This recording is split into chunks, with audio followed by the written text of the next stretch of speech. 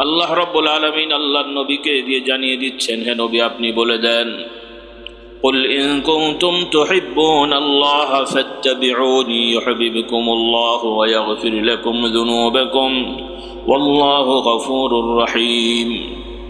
আল্লাহ তাআলা বলছেন, হে নবী আপনি জানিয়ে দেন, তাদেরকে বলে দেন, অর্থাৎ অন্যান্য ধর্ম অবলম্বী যারা মক্কা শরীফ, মদিনা শরীফ সহ আরব দেশে আল্লাহর নবীর জমানায় ছিল, তারাও ধর্ম মানে কাবাকে তাওয়াফ করে, হজ করে, মুসা আলাইহিস সালামকে নবী মানে, ঈসা আলাইহিস সালামকে নবী মানে, আল্লাহ তাআলার পূর্বের প্রেরিত কিতাব, নাজিল করা কিতাব তাওরাত ইনজিলের অনুসারী তারা দাবিদার।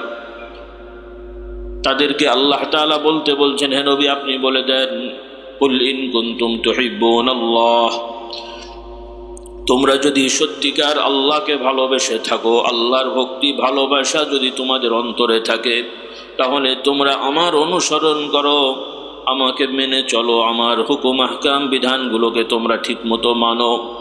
আর এভাবে যদি মেনে চলো তাহলে আল্লাহ তাআলা তোমাদেরকে ভালোবাসবেন, তোমাদের অন্যায় গুনাহগুলো আল্লাহ তাআলা ক্ষমা করে দেবেন। আল্লাহ তাআলাই ক্ষমাশীল, দয়াল। সুবহানাল্লাহ।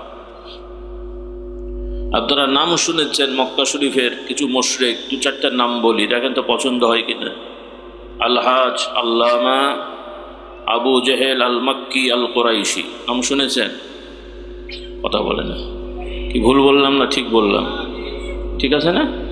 এরপরে আলহাজ আল্লামা শেখ আবুল আহাব আল মক্কি আল কুরাইশি, কি ভুল বলেছি? কারণ যে হজ করে তাকে কি বলে? আবু জেহেল হজ করেছে না করে নাই? আপনার একবার যে না লিখলে মন খারাপ হয়ে যায়, আর মসজিদ কমিটির দায়িত্বে থাকলে ইমাম সাহেব ভুল করলে বেটার চাকরি নিয়ে জানাজানি কি আছে না নাই? যে হজ করে যে হাজি বললো না, আবার দু তিনবার করলে আবার বলে আলহাজ হাজি, এরকম শুনেছেন নাকি? তাহলে বেটা হজ করেছে সেজন্য হাজি বলেছি। আল্লামা বলা হয় যে পণ্ডিত মানুষের, তো ও তো পণ্ডিতই। এরপরে শায়েখ বলা হয় যার বয়স বেশি, তো ও বয়স্ক মানুষই ছিল। তাহলে ভুল বললাম না ঠিক বললাম?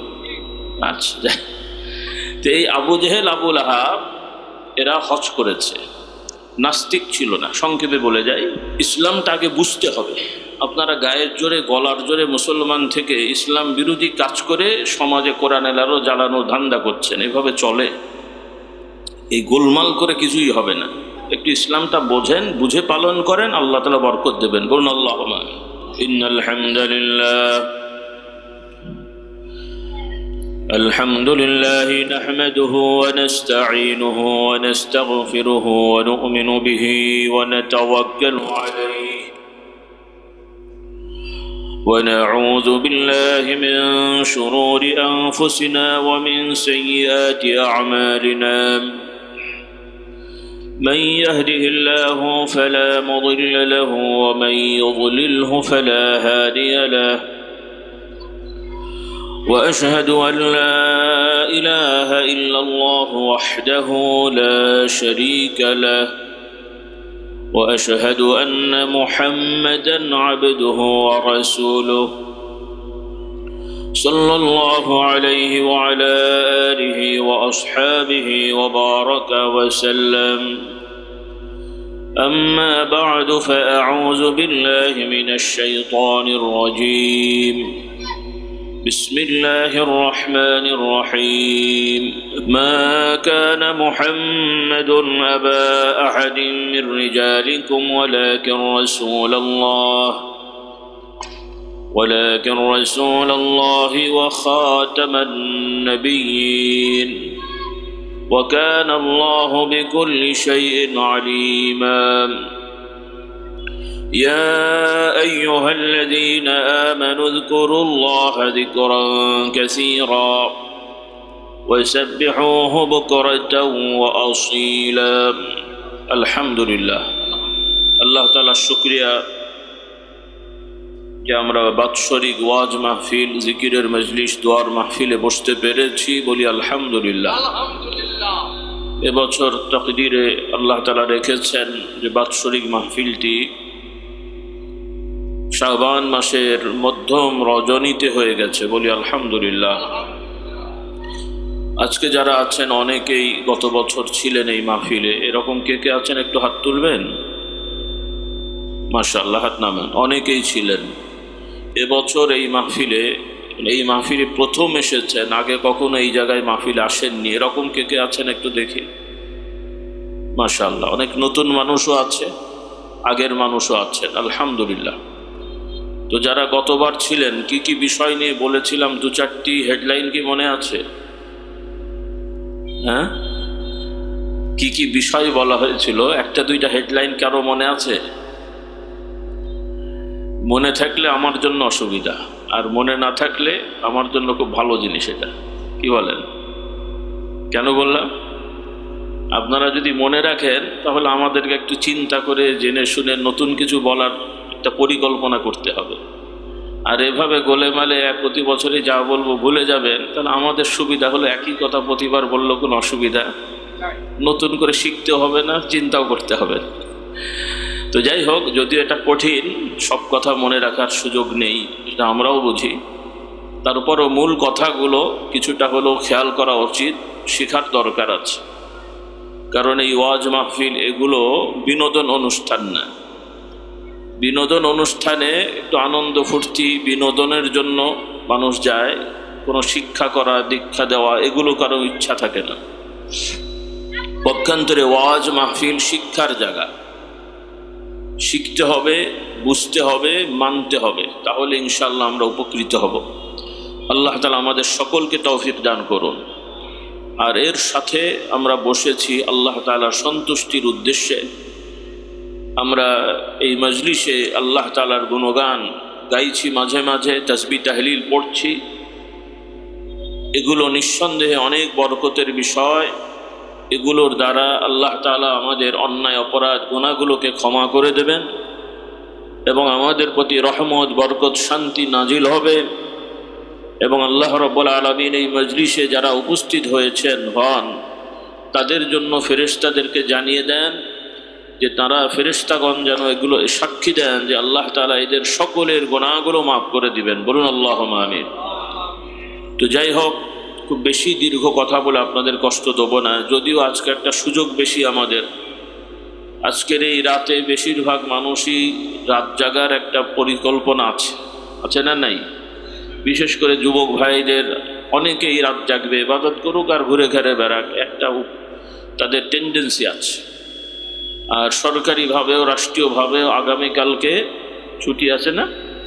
সরকারিভাবেও ছুটি আছে, কাজেই তাড়াহুড়োর কিছু নাই। আর বেশি রাতও আমি করব না ইনশাআল্লাহ। আমরা একটু ধৈর্যের সহিত বসার চেষ্টা করব, রাজি আছি ইনশাআল্লাহ। 2 দিন যাবৎ বাৎসরিক ওয়াজ মাহফিল, গতকালকে উলামা ইকরাম আলোচনা করেছেন, আজকেও অনেকে আলোচনা করেছেন। সর্বশেষ সময়ে আল্লাহ তাআলা মুকদ্দর রেখেছেন, আপনাদের সামনে হাজিরা দিয়েছি। আল্লাহ তাআলা দরবারে ফরিয়াদ করছি যে কথাগুলো আমাদের সকলের জন্য দুনিয়া আখিরাতের কল্যাণে আসবে, আল্লাহ তাআলা আমাদেরকে এমন কিছু কথা পর্যালোচনা করার, শেখার তৌফিক দান করুন। বলুন আল্লাহুম্মা আমিন। সর্বপ্রথম আল্লাহ তাআলার শুকরিয়া যে তিনি আমাদেরকে তাঁর সর্বশ্রেষ্ঠ সর্বশেষ নবী, যার দ্বারা আল্লাহ তাআলা সৃষ্টি জগতের জন্য রহমত দয়াকে পরিপূর্ণ করে দিয়েছেন, বলি আলহামদুলিল্লাহ। সেই নবীর উম্মত দাবি করার তৌফিক দিয়েছেন, বলি আলহামদুলিল্লাহ। কারণ মুহাম্মদ সাল্লাল্লাহু আলাইহি সাল্লামের উম্মত না হতে পারলে জান্নাতে যাওয়ার কোনো সুযোগ নেই। এটা দৃঢ়তার সহিত বিশ্বাস করতে হবে, এটা কোনো বাড়াবাড়ি কথা না। বর্তমান পৃথিবীতে বহু ধর্ম আছে, এক ধরনের অগণিতই বলা যায়, তার মানে গোনা কঠিন। বিভিন্ন নামে বিভিন্ন রেওয়াজে ধর্ম পালিত হচ্ছে। মৌলিকভাবে যে মূল বড় বড় ধর্মগুলো প্রচলিত, বাহ্যিক সামাজিক দৃষ্টিকোণ থেকে মানুষের বিবেক বুদ্ধিতে যেগুলো খারাপ কাজ, এই ধরনের ধর্মের মধ্যেও এগুলোকে খারাপ বলা হয়। স্বাভাবিকভাবে বিবেক বুদ্ধিতে যেগুলো ভালো কাজ, এই ধরনের ভালো কাজকেও এই ধরনের ধর্মেতে ভালো কাজই বলে। কথার কথায় স্বাভাবিকভাবে চুরি, ডাকাতি, রাহাজানি, খুন, ধর্ষণ এই যে কাজগুলো, ব্যভিচার, এগুলোকে কি কোনো ধর্ম ভালো বলে? ধর্ম, বর্ণ, সব ধর্মে এটা খারাপ। মানুষের উপকার করা, মানুষের সাথে ভালো ব্যবহার করা, এরপরে সত্য কথা বলা, সততার সহিত চলা, এই কর্মগুলো ভালো, এটা মোটামুটি সব ধর্মেই বলা হয়। কিন্তু এই ধর্মগুলোর সাথে আমাদের ইসলামের তফাৎটা কোথায়? তফাৎ আছে না নাই? এই তফাতের কারণে আমাদের প্রতি কোনো প্রভাব আছে না নাই? বাংলা ভাষা বোঝেন তো নাকি? একটু খেয়াল করতে হবে। মানে এই যে তফাৎ, এই তফাতের কারণে আমাদের মধ্যে প্রভাব আছে না নাই? প্রভাব মানে এই তফাতে কোনো আমাদের মধ্যে কোনো এফেক্ট পড়বে না? পড়বে না।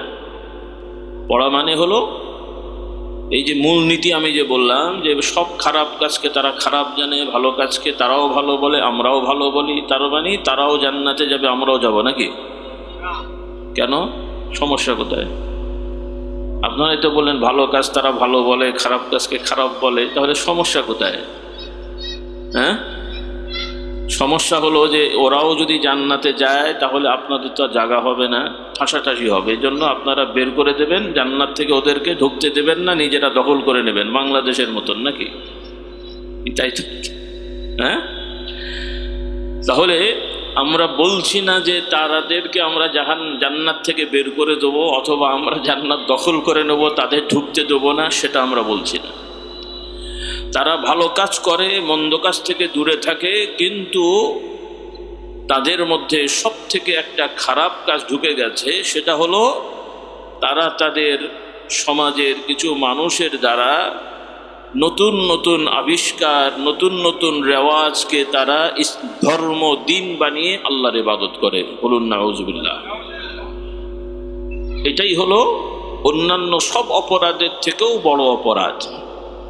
চুরি করা অপরাধ, খুন করা অপরাধ, ধর্ষণ করা অপরাধ, এর থেকেও বড় অপরাধ নিজের খেয়াল খুশি মতো কোনো নিয়ম বানিয়ে আল্লাহর ইবাদত করা। এতে আল্লাহ তাআলা খুবই রাগান্বিত হন। এজন্য আমার ভাইয়েরা, আল্লাহ রাব্বুল আলামিন বলেন, আল্লাহ রাব্বুল আলামিন আল্লাহর নবীকে দিয়ে জানিয়ে দিচ্ছেন, হে নবী আপনি বলে দেন, قل إن كنتم تحبون الله فاتبعوني يحببكم الله ويغفر لكم ذنوبكم والله غفور رحيم। আল্লাহ তাআলা বলছেন, হে নবী আপনি জানিয়ে দেন, তাদেরকে বলে দেন, অর্থাৎ অন্যান্য ধর্ম অবলম্বী যারা মক্কা শরীফ, মদিনা শরীফ সহ আরব দেশে আল্লাহর নবীর জমানায় ছিল, তারাও ধর্ম মানে কাবাকে তাওয়াফ করে, হজ করে, মুসা আলাইহিস সালামকে নবী মানে, ঈসা আলাইহিস সালামকে নবী মানে, আল্লাহ তাআলার পূর্বের প্রেরিত কিতাব, নাজিল করা কিতাব তাওরাত ইনজিলের অনুসারী তারা দাবিদার। তাদেরকে আল্লাহ তাআলা বলতে বলছেন, হে নবী আপনি বলে দেন, কুল ইন কুনতুম তুহিব্বুনাল্লাহ, তোমরা যদি সত্যিকার আল্লাহকে ভালোবেসে থাকো, আল্লাহর ভক্তি ভালোবাসা যদি তোমাদের অন্তরে থাকে, তাহলে তোমরা আমার অনুসরণ করো, আমাকে মেনে চলো, আমার হুকুম আহকাম বিধানগুলোকে তোমরা ঠিকমতো মানো। আর এভাবে যদি মেনে চলো তাহলে আল্লাহ তাআলা তোমাদেরকে ভালোবাসবেন, তোমাদের অন্যায় গুনাহগুলো আল্লাহ তাআলা ক্ষমা করে দেবেন। আল্লাহ তাআলাই ক্ষমাশীল, দয়াল। সুবহানাল্লাহ। আপনারা নাম শুনেছেন মক্কা শরীফের কিছু মুশরিক, দু চারটার নাম বলি, দেখেন তো পছন্দ হয় কিনা। আলহাজ আল্লামা আবু জেহেল আল মক্কি আল কুরাইশি, নাম শুনেছেন? কথা বলে না, কি ভুল বললাম না ঠিক বললাম? ঠিক আছে না? এরপরে আলহাজ আল্লামা শেখ আবুল আহাব আল মক্কি আল কুরাইশি, কি ভুল বলেছি? কারণ যে হজ করে তাকে কি বলে? তা আবু জেহেল হজ করেছে না করে নাই? আপনার একবার যে না লিখলে মন খারাপ হয়ে যায়, আর মসজিদ কমিটির দায়িত্বে থাকলে ইমাম সাহেব ভুল করলে বেটার চাকরি নিয়ে জানাজানি কি আছে না নাই? যে হজ করে যে হাজি বললো না, আবার দু তিনবার করলে আবার বলে আলহাজ হাজি, এরকম শুনেছেন নাকি? তাহলে বেটা হজ করেছে সেজন্য হাজি বলেছি। আল্লামা বলা হয় যে পণ্ডিত মানুষের, তো ও তো পণ্ডিতই। এরপরে শায়েখ বলা হয় যার বয়স বেশি, তো তো ও বয়স্ক মানুষই ছিল। তাহলে ভুল বললাম না ঠিক বললাম? আচ্ছা, যাই। তো এই আবু জেহেল, আবু লাহাব এরা হজ করেছে, নাস্তিক ছিল না, সংক্ষেপে বলে যাই, না হলে গুলিয়ে যাবে কথাগুলো। ভাই এরাও শুনছেন, মা বোনেরাও যারা মাইকের আওয়াজ শুনছে, একটু খেয়াল করেন কথাগুলো। ইসলামটা আগে বুঝতে হবে। আপনারা গায়ের জোরে, গলার জোরে মুসলমান থেকে ইসলাম বিরোধী কাজ করে সমাজে কোরআন এলারও জ্বালানো ধান্দা করছেন, এভাবে চলে? এই গোলমাল করে কিছুই হবে না। একটু ইসলামটা বোঝেন, বুঝে পালন করেন, আল্লাহ তাআলা বরকত দেবেন। বলুন আল্লাহুম্মা আমিন। ইসলাম বিদ্বেষী ধর্ম না। আমরা মুসলমান অমুসলিমদের প্রতি বিদ্বেষ পোষণ আমরা করি না, করব না। যদি সত্যিকার ইমানদার হই, কারোর প্রতি আমাদের বিদ্বেষ নাই। আমরা প্রত্যেকের প্রতি দরদি, বলি আলহামদুলিল্লাহ। দরদ দিয়ে কোনো সময় ডাক্তার সাহেবকে রোগীর অপারেশন করতে হয়, দরদ দিয়েই করতে হয়, কিন্তু ওই দরদে আবার রোগীকে কাটতে হয়। এই কাটাটা কি দরদের কাটা নাকি শাস্তির কাটা? মানে শাস্তি দেওয়ার জন্য কাটা হয় নাকি রোগীর ভালোর জন্য কাটা হয়? তাহলে ইমানদার কারো প্রতি বিদ্বেষী না। আল্লাহ তাআলা কোরআনে বলছেন, যারা মাদ্রাসার ছাত্র একটু খেয়াল করো, কারণ ইদানিং আমরা দেখি কিছু আমাদের ভাইয়েরা আছেন আলোচক, যাদেরকে বক্তা বলা হয়, আলেম ওলামা পরিচয় দেন, কিন্তু তারাও স্টেজে উঠে আলেম ওলামাদের মতন কথা বলেন না। তারা ওই গতানুগতিক গলার জোরে, গায়ের জোরে যারা চলে, ওই টনে তারা কথা বলেন, নিজেদেরকে আলেম, শাইখুল হাদিস পরিচয় দেন। এটা খুবই আফসোসের বিষয়। কারণ আপনি আলেম, আলেমের মতন কথা বলবেন, আপনি শাইখুল হাদিস, শাইখুল হাদিসের মতন কথা বলবেন। আপনি ওই ফুটপাতে রিক্সা চালকের মতন কথা বললে তো স্টেজে উঠলেন কেন? হ্যাঁ, আল্লাহ আমাদের বুঝদান করুন, বলুন আল্লাহুম্মা আমিন। যে প্রশাসনের ইউনিফর্ম পরা মানুষ, সে সিভিল মানুষের মতন কাজ করলে তার মান থাকবে? তার এটা নীতি হয়? তো কোরআনে আল্লাহ তাআলা যুদ্ধ জেহাদের অনুমতি দিয়েছেন, কিন্তু আল্লাহ রাব্বুল আলামিন বলছেন বিদ্বেষ পোষণ করো না, শত্রুতা পোষণ করো না। ওয়ালা তা'তাদু, অন্য যারা শত্রুপক্ষের প্রতি তোমরা শত্রুতা পোষণ করো না, তারা করলে ওইটার মোকাবেলা করো। অন্যায় করলে আমরা অন্যায় করব না, কিন্তু অন্যায়ের মোকাবেলায় ন্যায় নীতির সহিত মোকাবেলা করব, বলি ইনশাআল্লাহ। এটা মনে রাখতে হবে। তো যাই হোক, যে কথাটা বলতে চাচ্ছিলাম, ভাইরা, আমাদের অনেক ভাইরা কথাবার্তায় অন্য ধর্মের মানুষদেরকে গালাগালি করে, কটাক্ষ করে, ক্রিটিসাইজ করে। আর অন্য ধর্ম কেন বলবো বাবা, বর্তমান মুসলিম আমরা আছি, কিছু মতভেদী বিষয় নিয়েও আমাদের কিছু আলেম ওলামা পরিচয় নামধারী এমন সব কথা বলে। আমার আগেও এক হুজুর বলেছেন কোনো এক বক্তার কথা, এ বেচারা এর আগেও বেয়াদবিমূলক অনেক কথা বলেছে, এবং এই ইদানিং শবে বারাত সম্পর্কেও সে অবান্তর কথা বলেছে। আল্লাহ একে হেদায়েত দান করুন। এ বেচারাদের কি পরিণতি হবে আল্লাহ পাক ভালো জানে। কথাবার্তার কোনো লাগাম নেই, কি বলে না বলে। আমরা দোয়া চাই তাদের হেদায়েতের। আর যদি আপনারা উদ্যোগ নিয়ে তাদেরকে মানসিক হাসপাতালে ভর্তি করেন, আমি একজনের দায়িত্ব নেব চিকিৎসার, ইনশাআল্লাহ। কি বল, বোঝেননি? এরা সুস্থ মানুষ বলে মনে হয় না।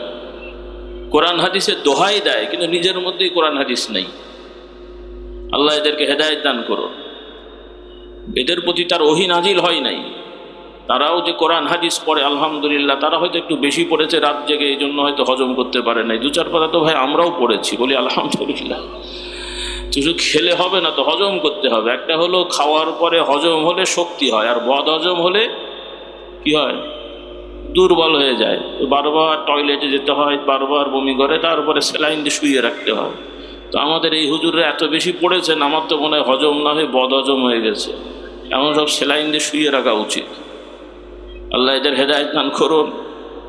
তো যাই হোক, অন্য ধর্ম আর কি বলবো, নিজেরাই মুসলমান আলেম ওলামা মতভেদী ব্যাপার নিয়ে কি উল্টোপাল্টা বলে।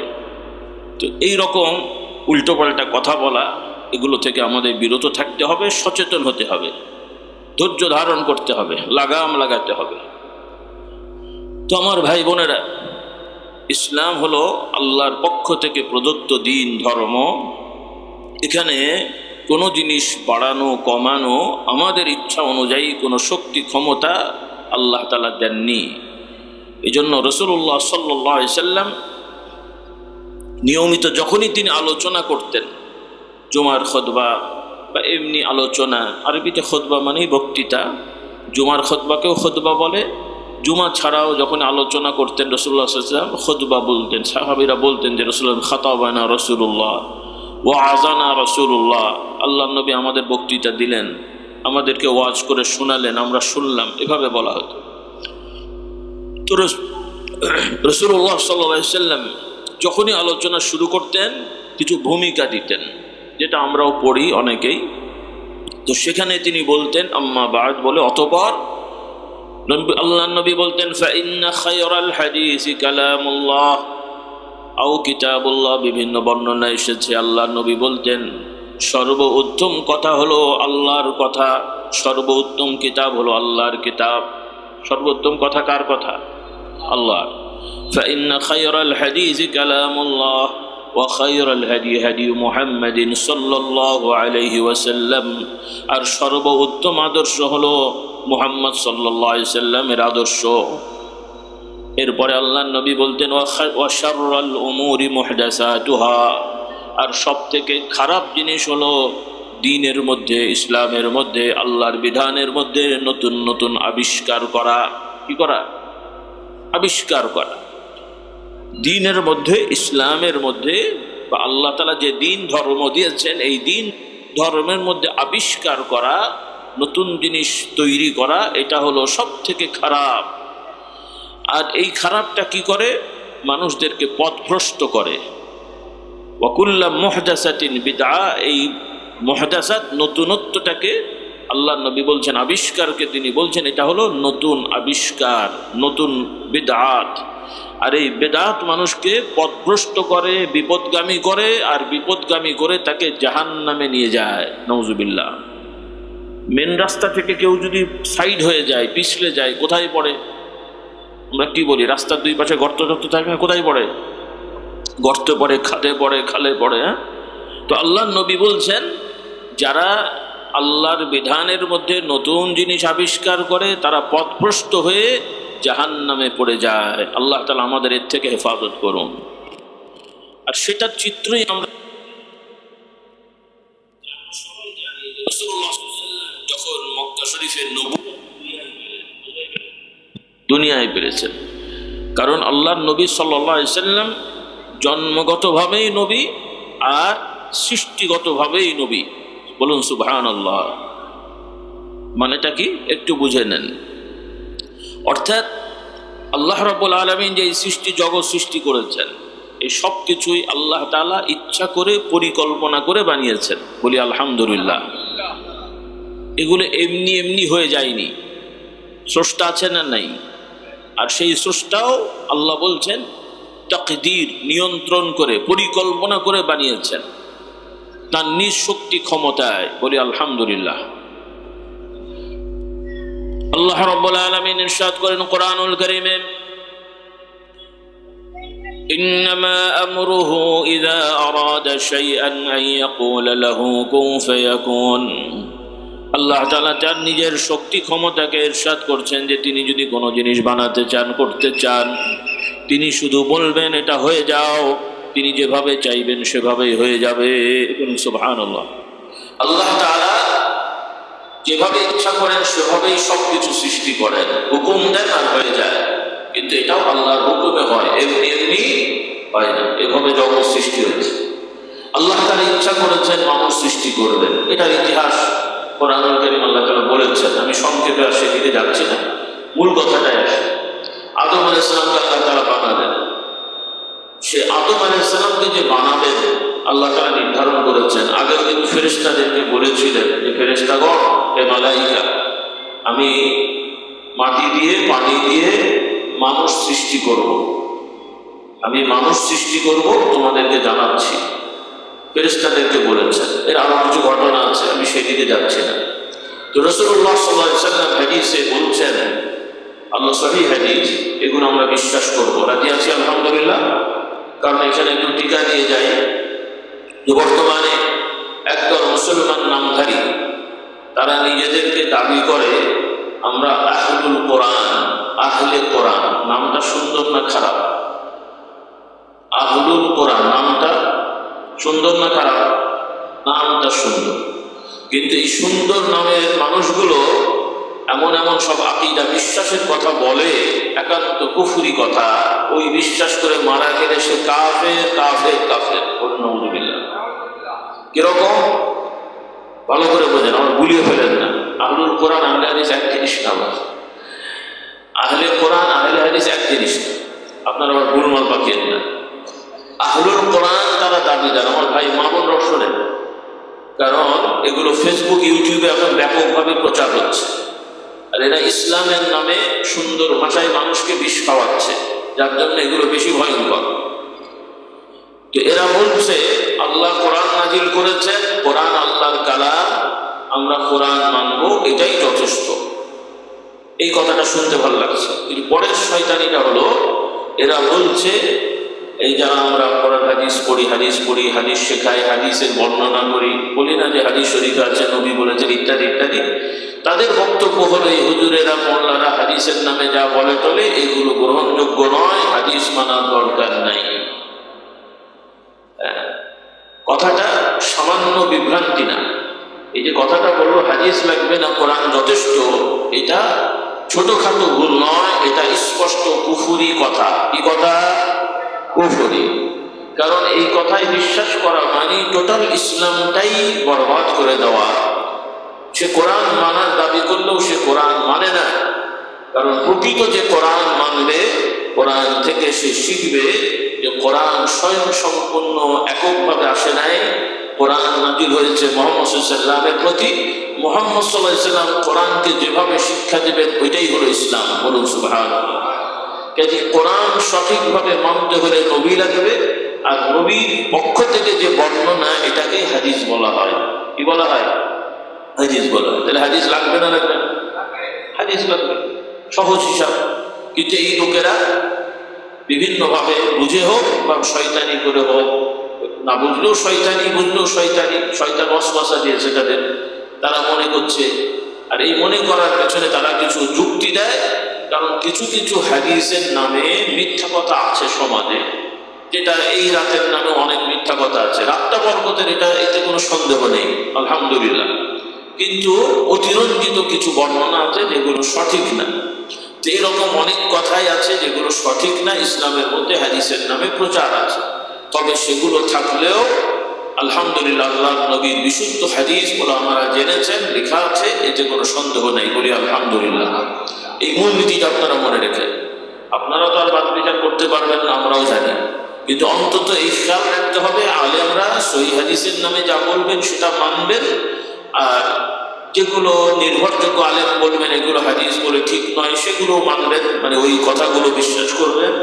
কিন্তু যারা বলবে হাদিস লাগবে না, কোরআন দিয়ে এসো আমরা চলি, বুঝতে হবে এই কোরআন দিয়ে চলা, কোরআন দিয়ে চলা না, এটা শয়তানি চলা। কি চলা? শয়তানি। এই মূলনীতিটা আমরা মনে রাখবো। রাজি আছি তো? কারণ এই যে কথাগুলো বলবো এগুলো হাদিসের কথা, আর আপনার মাথায় যদি ওই ওয়াসওয়াসা থাকে যে তো হাদিসের কথা বলো, কোরআনে তো নেই, কাজেই আপনার তো সকলটাই আর বিশ্বাস হবে না, সবই চলে যাবে। এই জন্য সহিহ হাদিস মানতে হবে। আল্লাহ তাআলা আমাদের মেনে চলার তৌফিক দান করুন। আর যারা ছাত্র ভাইরা আছেন বা কিছু মাদ্রাসার উস্তাদরাও আছেন, আপনাদের সতর্ক করি, হাদিসের কিতাবের মুহাদ্দিসিনগণ এই হাদিসগুলোকে বলেছেন মাউদু', মানে বানাওয়াট, সনদ, মানে বর্ণনাকারীদের মধ্যে মিথ্যাবাদী, অগ্রহণযোগ্য ব্যক্তিবর্গ আছে। এই ধরনের বর্ণনা হাদিসের নামে উল্লেখ হলেও ওগুলো প্রকৃত হাদিস নয়। যেমন জাল টাকা কি নয়? জাল টাকা টাকা না, জাল দলিল দলিল না, দেখতে একই রকম। মানে জাল দলিল আর নকল আসল দলিল তফাৎ কি? যে জাল দলিল ক্রিম কালার, কি বলে, আসল দলিল ক্রিম কালারে হয় আর জাল দলিল সাদা হয় নাকি? দেখতে ইসলাম ঠিকই লেখা থাকে, কিন্তু মূল জায়গায় গন্ডগোল। যখন সার্চ করবেন ভূমি অফিসে, জাল দলিলের নম্বরের সাথে মূল ভলিউমের নম্বর মিলবে না। ওই রকম সহিহ হাদিস আর জাল হাদিস এইভাবে বোঝা যায়। কারণ জাল হাদিসগুলো সহিহ হাদিসের সাথে অনেক ক্ষেত্রে সাংঘর্ষিক, কোরআনের সাথেও সাংঘর্ষিক। আর বর্ণনাকারীদের মধ্যেও মিথ্যেবাদী, অগ্রহণযোগ্য ব্যক্তি থেকে যায়। এই হলো মূলনীতি। অত না বুঝলেও মূলনীতিটা বুঝে রেখে আল্লাহ তাআলা আমাদের বোঝার তৌফিক দেন। এক্ষেত্রে ওলামাদের মাদ্রাসার ছাত্রদের অনুরোধ, আপনারা হাদিসের কিতাব থেকে যেগুলো নির্ভরযোগ্য সহিহ হাদিস, হাসান হাদিস, মোটামুটি সার্বিক বিবেচনায় গ্রহণযোগ্য এই ধরনের হাদিসের বর্ণনাগুলো মানুষকে বলবেন। আর বিতর্কিত বর্ণনা দয়া করে মানুষকে বলবেন না, কারণ এগুলো বললেই ফিতনা ফাসাদগুলো বেশি হয়। আল্লাহ তাআলা আমাদের হেফাজত করবেন। আল্লাহুম্মা আমিন। রাসূলুল্লাহ সাল্লাল্লাহু আলাইহি ওয়াসাল্লাম ইরশাদ করেন, আল্লাহ তাআলার দরবারে আল্লাহর নিকটে আমি তখনও নবী, যখন আদম আলাইহিস সালাম তার দেহটা পানি মাটির মধ্যে নিমজ্জিত, অর্থাৎ আদম আলাইহিস সালামকে আল্লাহ তার দেহ তখনও বানাননি, তিনি তখনও সৃষ্টি জগতের মধ্যে আসেননি, কিন্তু আমি মুহাম্মদ আদম সন্তান হিসেবে শেষ নবী হব। আল্লাহ তাআলা এটা তার আগেও নির্ধারণ করে রেখেছেন। সুবহানাল্লাহ, এটা সহিহ হাদিস। বলি আলহামদুলিল্লাহ। কারণ এখানে আবার কিছু আকীদা আছে, যদি আমাদের সমাজে নাই, তারপর আমি একটু জানিয়ে রাখি যে মুসলমানদের কত রকম বিভ্রান্তি। দেখেন, একদল মুসলমান নামধারী, তারা নিজেদেরকে হযরত আলীর ভক্ত দাবি করে তারা প্রচার করত, এখনো করে গোপনে বা বিভিন্ন জায়গায়। বাংলাদেশে কম আছে, নেই বলবো না, আছে। তারা বলতো যে আল্লাহ তাআলা শেষ নবী করার ইচ্ছা ছিল আলীকে, কিন্তু জিবরাইল আলাইহিস সালাম ওহী নিয়ে এসে ভুলবশত মুহাম্মদকে দিয়ে চলে গেছে। আমার মনে হয় যে জীবনে শোনেননি আপনারা, এরকম কথাও আছে। এরাও মুসলমান দাবি করে, এদের মুসলমান বলা যায়? আচ্ছা, আরেকদল মুসলমান দেখেন, তারাও বলে আমরা হযরত আলীর ভক্ত। আচ্ছা, আলীর ভক্ত দাবি করে তারা বলে আল্লাহর নবী মুহাম্মদ সাল্লাল্লাহু আলাইহি ওয়াসাল্লামের পরে খেলাফতের দায়িত্ব পাওয়ার কথা আল্লাহর নবীর ওসিয়ত অনুযায়ী হযরত আলী, কিন্তু আবু বকর, ওমর, ওসমান এনারা ষড়যন্ত্র করে ক্ষমতা দখল করে রেখেছিল, আলীকে দেয়নি। বলুন নাউযুবিল্লাহ। এই কথাটা এখানে অসুবিধা আছে না নাই? আপনাদের কাছে মনে হচ্ছে বললো বাংলাদেশের রাজনীতির মতো নাকি? কথাও বলে না। কথা বোঝেন না বোঝেননি? কি বাংলাদেশের রাজনীতি যে ক্ষমতা জোর করে দখল করে রাখলে কিছু করার নেই, বলার নেই? আবু বকর, ওমর, ওসমান ক্ষমতা দখল করেননি, তারা জালেম নন, তারা হলেন খুলাফায়ে রাশেদা, অর্থাৎ সৎ নীতিবান শাসক। বলুন সুবহানাল্লাহ। এবং তারা এমনই শাসক, তাদের বিশেষ মর্যাদা আল্লাহ নবী বলে দিয়েছেন যে এই খুলাফায়ে রাশেদা যারা হয়েছিলেন নবীর পরে, তাদের বৈশিষ্ট্য হলো তারাও আল্লাহর নবীর পরে যদি কোনো সিদ্ধান্ত দিয়ে গেছেন, যেটা নবীর সময়ে সরাসরি ছিল না, কিন্তু তারা সিদ্ধান্তটা দিয়েছেন নবীর শিক্ষার আলোকে, সেটাও কিয়ামত পর্যন্ত উম্মতে মুহাম্মাদের জন্য সুন্নাহ। বলুন সুবহানাল্লাহ। নাকি বোঝেননি কথা? এখানেও আবার কিছু মাথা মোটা লোক আছে, তারা বলছে হযরত ওসমান নাকি বেদাত করেছেন। বোঝেননি? তারা বলছে ওসমানও তো মানুষ, উনিও তো বেদাত করতে পারেন, কাজে উনিও বেদাত করেছেন। আজানের মধ্যে দুটো আজান, জুমায় আজান কটা দিই আমরা? দুইটা দিই। রাসূলুল্লাহর সময় আজান একটা ছিল, কটা ছিল? আরেকটা ওসমানের সময় তিনি ভালো চিন্তা করে সাহাবাদেরকে নিয়ে, মুসলিম সংখ্যা বেড়ে যাওয়ার কারণে, তখন তো মাইক টাইক ছিল না, ঘড়িও ছিল না, এরকম বিবেচনায় আজানটা দিয়েছেন, মুসলিম উম্মাহ মেনে নিয়েছেন, চলে আসছে। কাজেই এই যে কাজটা তিনি করেছেন, যদিও দৃশ্যত চুক্তিতে নতুন, কিন্তু আল্লাহর নবীর স্বীকৃতি অনুযায়ী তার এই কাজটা অন্য 10 জন আমি পীর সাহেব বানানোর মতন নয়। আমি পীর সাহেব যদি কোনো কাজ করি নবীর জমানায় ছিল না, সেটা আমি কেন আমার 14 গোষ্ঠী করলো, সেটা বেদাত। কিন্তু আবু বকর, ওমর, ওসমান তারা যে সিদ্ধান্ত নিয়েছেন, সেগুলো কখনোই বেদাত, খারাপ বেদাত বলার কোনো অধিকার কারো নাই। যে মোল্লা হুজুর বলবেন তাকে নসিহত করতে হবে, আর যদি না শোনে আমরা মারধর করব না, তাকে হাসপাতালে নিয়ে মানসিক ট্রিটমেন্ট করতে হবে। বসো বসো বসো। আর আমার যুবকেরা এই সমস্ত হুজুরের ভক্ত হয়ে যান। কোরআন হাদিস বলে, কোরআন হাদিস বলে, কোরআন হাদিস তো বলবে, নিশ্চয়ই মানতে হবে, কিন্তু খেয়াল খুশি মতো যার যার মতো করে ব্যাখ্যা দিলে সেটা মানা যাবে নাকি? 1500 বছর ধরে পৃথিবীর কোটি কোটি আলেম, শুধু সাধারণ মানুষ না, মুহাদ্দিসিন, মুফাসসিরিন, 1500 বছর ধরে আলেম ওলামারা আবু বকর, ওমর, ওসমানের সিদ্ধান্তগুলোকে সুন্নত বলে আসছে। আর ইদানিং কিছু আমাদের হুজুর মার্কা এসে ওনারা দু চার পাতা পড়ে আবার এইরকম বেশি কথা যারা বলে, আরবিটাও ঠিক মতো বলতে পারে না, আরবি ভুল পড়ে আর উনি ওসমানের ভুল ধরে বসে থাকে। আল্লাহ এদের হেদায়েত দান করুন। আমি যুবকদের বলতে চাই, নিঃসন্দেহে তোমরা সুন্নত মানবে, এতে আমাদের কোনো আপত্তি নেই। আমরাও সুন্নত মানারই দাবি করি, সুন্নত মানারই কথা বলি।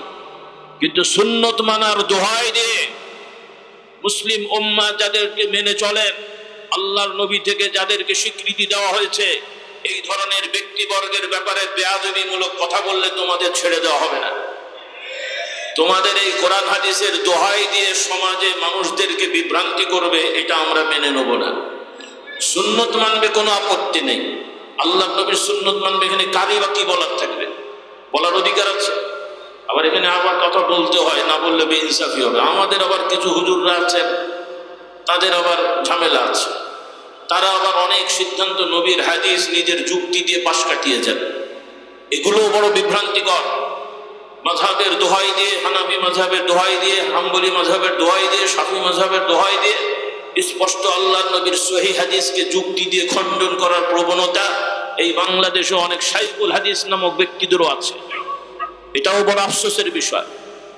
অবাক লাগে, নিজেরা নিজেদের ব্যাপারে বলে আমি শাইখুল হাদিস, এত জায়গায় হাদিস পড়াই, কিন্তু ওয়াজের সময় দেখি মিথ্যে হাদিস বর্ণনা করে।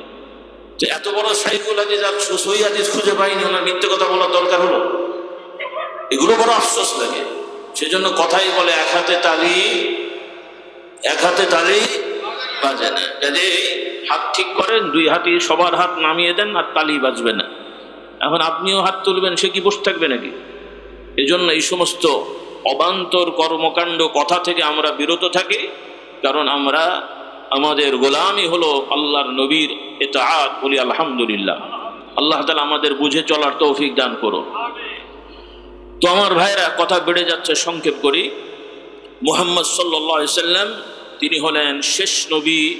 তারপরে আর কাউকে নবী বলাও যাবে না, মনে করাও। অনেকে হয়তো বললো না, কিন্তু মনে মনে থাকলো, সেটাও হবে। ঘরে বললো না, খেলার চোটে যে বললে পাবলিক ঠেকাবে, কিন্তু মনে মনে করছে ওই বেটা বলি বা ওই হুজুর অলি, সরি ও নবী, নাউজুবিল্লাহ। কারণ এটাও বলে দিই, একদল এখন ফেসবুক, ইউটিউবে ব্যাপকভাবে প্রচার হচ্ছে, আহমদিয়া মুসলিম জামাত নামক একটা সংগঠন হয়েছে। ভারতের পাঞ্জাবের কাদিয়ান নামক একটা গ্রাম, সেই গ্রামের একজন ব্যক্তি গোলাম আহমদ মাদ্রাসায় পড়েছিল, দাড়ি আছে, টুপি আছে, পাগড়ি আছে, এবং বই পুস্তক লিখত। তার অনেক বই পুস্তক লেখা আছে, এবং তার লেখালেখি পড়লে বোঝা যায় যে মোটামুটি যদি সেই বইগুলো তারই হয় সত্যিকার, তার নামে অনেকে চালাতে পারে বা জানি না আমরা, আচ্ছা বুঝলাম, ধরে নিলাম তার বই, তাতে বোঝা যায় যে বেটার পণ্ডিতি আছে, পড়াশোনা আছে, আরবি ভাষা জানে। কিন্তু সে দাবি করে বসলো যে তিনি স্বপ্নে দেখেছেন আল্লাহ তাআলা তাকে এই যুগের ইমাম মাহেদী এবং ঈসা করে পাঠিয়েছেন, এবং তার সাথে আল্লাহর সাথে কথা হয়। আর যেহেতু আল্লাহর সাথে কথা হয়, কাজে তিনিও এক ধরনের নবী। আর তার সংগঠনের বর্তমান যারা খলিফা আছেন, সেই খলিফা দাবি করে, সেই খলিফা এবং সেই সংগঠনের বাংলাদেশ কেন্দ্রিক দায়িত্বশীল যারা কিছু মৌলভী মৌলানা আছে, তারা কোরআন হাদিসের আয়াত উল্লেখ করে অপব্যাখ্যা করে তারা দাবি করে কোরআন থেকেই প্রমাণ হলো যে উম্মতের মধ্যেও মুহাম্মদ সাল্লাল্লাহু আলাইহি ওয়াসাল্লামের পরে কেউ কেউ আল্লাহর সাথে কথা বলবে, আর এদেরকেও নবী বলা যায়।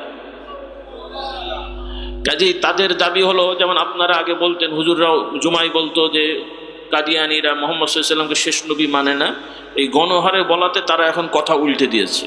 তারা বলে আমরাও মুহাম্মদ সাল্লাল্লাহু আলাইহি ওয়াসাল্লামকে শেষ নবী মানি, কিন্তু মুহাম্মদ সাল্লাল্লাহু আলাইহি ওয়াসাল্লাম হচ্ছেন শরীয়তের শেষ নবী। মানে আল্লাহর পক্ষ থেকে কোরআন নিয়ে, রেসালত নিয়ে সে শরীয়তের আইন কানুন দিয়েছেন। এই রকম আইন কানুন আর কেউ নিয়ে আসবে না, কিন্তু আল্লাহর সাথে কথা বলার মতন আল্লাহর বান্দা থাকবে, আর তাদেরকেও নবী বলা যাবে। আর সেই নবীদের একজন হচ্ছেন গোলাম আহমদ কাদিয়ানী। আপনাদেরকে স্পষ্টভাবে জানিয়ে দেয়, এই সমস্ত গোজামিলি ব্যাখ্যা আমরা বিশ্বাস করব না। আমাদের স্পষ্ট কথা, আমার যুবক যুবতী ভাই বোনদের স্পষ্ট কথা, তাদের এই সমস্ত মিষ্টি কথায়, ইবলিস যেমন মিষ্টি কথা বলে আদম আলাইহিস সালামকে বিপদে ফেলেছিল, ফেলে নাই?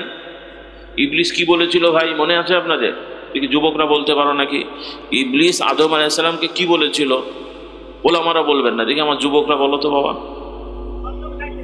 হ্যাঁ, যে বলেছে আদম তুমি খাও, না হলে আমি মারবো, তাই বলেছিল নাকি? কি হ্যাঁ তাই বলেছিল? নতুন কোরআন নাজিল হলো দেখছি। আস্তাগফিরুল্লাহ, আস্তাগফিরুল্লাহ। দেখেন আল্লাহ তাআলা ইবলিসের মানে মুশকিল হলো, ইবলিস শয়তানি করেও যত সুন্দর চালাকি করে কথা বলতে পারে, আমাদের হুজুররা সেটা ভালো কথাও সেটা বলতে পারেন, বড় আফসোস। নাউযুবিল্লাহ পড়ে। ইবলিসের কথাটা একটু শোনেন, শুনবেন, আবার ভুল বুঝেন। নাউযুবিল্লাহ মানে ইবলিসের কথাটা আল্লাহ কোরআনে বলছেন, ইবলিস এভাবে বলেছিল। ইবলিস এসে আদম এবং হাওয়া দুইজনকে এসে বলছে, ক্বালা হাল আদুল্লুকুমা আলা শাজারাতিল খুলদি ওয়া মুলকিন লা ইয়াবলা। তাই তো আয়াত নাকি? হাফেজ সাহেব কই? আয়াত ঠিক আছে না? হাফেজ সাহেব নাই, যাই হোক আয়াত ঠিক আছে তো? হ্যাঁ ঠিক আছে, লোকমা দেবেন, তারাবি আছে তো সামনে নাকি? ইবলিস বলছে আদম হাওয়া দুইজনকে। আমাদের একটা গতানুগতিক রেওয়াজ আছে যে ইবলিস এসে হাওয়াকে বলেছিল, হাওয়া আদমকে বলেছিল, কথাটা এরকম না। কোরআন বলছে হাল আদুল্লুকুমা, ইবলিস এসে বলছে আদম হাওয়া দুইজনই জান্নাতে ঘুরে বেড়াচ্ছেন একসাথে, আর ইবলিস সুন্দর সুরত নিয়ে এসে বলছে আপনাদেরকে কি আমি একটা স্থায়ী ফলের গাছের, মানে যেই গাছের ফল খেলে জান্নাতে থাকাটা স্থায়ী হয়ে যাবে, এই ধরনের গাছের সন্ধান কি দেবো না আপনাদেরকে? ইন্নী লাকুমা লামিনান নাসিহিন, আমি অবশ্যই আপনাদের জন্য হিতাকাঙ্ক্ষী, কল্যাণকামী। আপনাদের কল্যাণ চেয়ে আমি চাইছি যে ওই গাছটা আপনারা চিনুন, ওই গাছের ফল খান, তাহলে জান্নাতে থাকাটা আপনাদের স্থায়ী হয়ে যাবে। আর যদি না খান তাহলে আমি যতটুকু জানি যে আল্লাহ তাআলা কিছুদিনের মধ্যে জান্নাত থেকে আপনাদের বের করে দেবে। কথাটা সুন্দর না খারাপ? কথাটা কি সুন্দর? তাহলে কথা সুন্দর, কিন্তু এফেক্টটা কি খারাপ না ভালো? কারণ ইবলিসের ওই কথা শোনা মানেই আল্লাহর হুকুমকে লঙ্ঘন করা। তাহলে ইবলিস সুন্দরভাবে কথা বলল। তাহলে এই ইবলিসের তরিকায় এই লোকেরা এসে বলছে, কোরআনের এত নম্বর সূরার অত নম্বর আয়াত আমি সংক্ষেপে বলছি। কোরআনে আল্লাহ তাআলা বলছেন, ওয়া ইউতিইল্লাহা ওয়া রাসূলাহু ফাউলাইকা মা'আল্লাযীনা আন'আমা আল্লাহু আলাইহিম মিনান নাবিয়্যিনা ওয়াশ-শুহাদা'i ওয়াস-সিদ্দীকিন। কি আয়াত ঠিক আছে না? ওয়াশ-শুহাদা'i ওয়াস-সালিহিন ওয়া হাসুনা উলাইকা রফিকা। আল্লাহ তাআলা বলছেন যারা আল্লাহ এবং আল্লাহ রাসূলের ইতাআত করে, অনুসরণ করে। আবারও বলি, ওয়া মান ইউতিইল্লাহা ওয়া রাসূলাহু, যারা আল্লাহ এবং আল্লাহ রাসূলের ইতাআত অনুসরণ করে চলে, আল্লাহ এবং আল্লাহর নবীর আদর্শ মেনে চলে, হুকুম মেনে চলে, আল্লাহ তাআলা তাদের প্রতিদানের ব্যাপারে বলছেন, ফাউলাইকা মা'আল্লাযীনা আন'আমা আল্লাহু আলাইহিম মিনান নাবিয়্যিনা ওয়াস-সিদ্দীকিনা ওয়াশ-শুহাদা'i ওয়াস-সালিহিন। এই আল্লাহ এবং আল্লাহর নবীর আদর্শ মেনে চলার মানুষদেরকে আল্লাহ তাআলা প্রতিদান হিসেবে তাদেরকে নবীগণ, শহীদগণ, সিদ্দীকগণ ও সত্যবাদী ভালো মানুষদের সঙ্গী করে দেবেন। বলুন সুবহানাল্লাহ।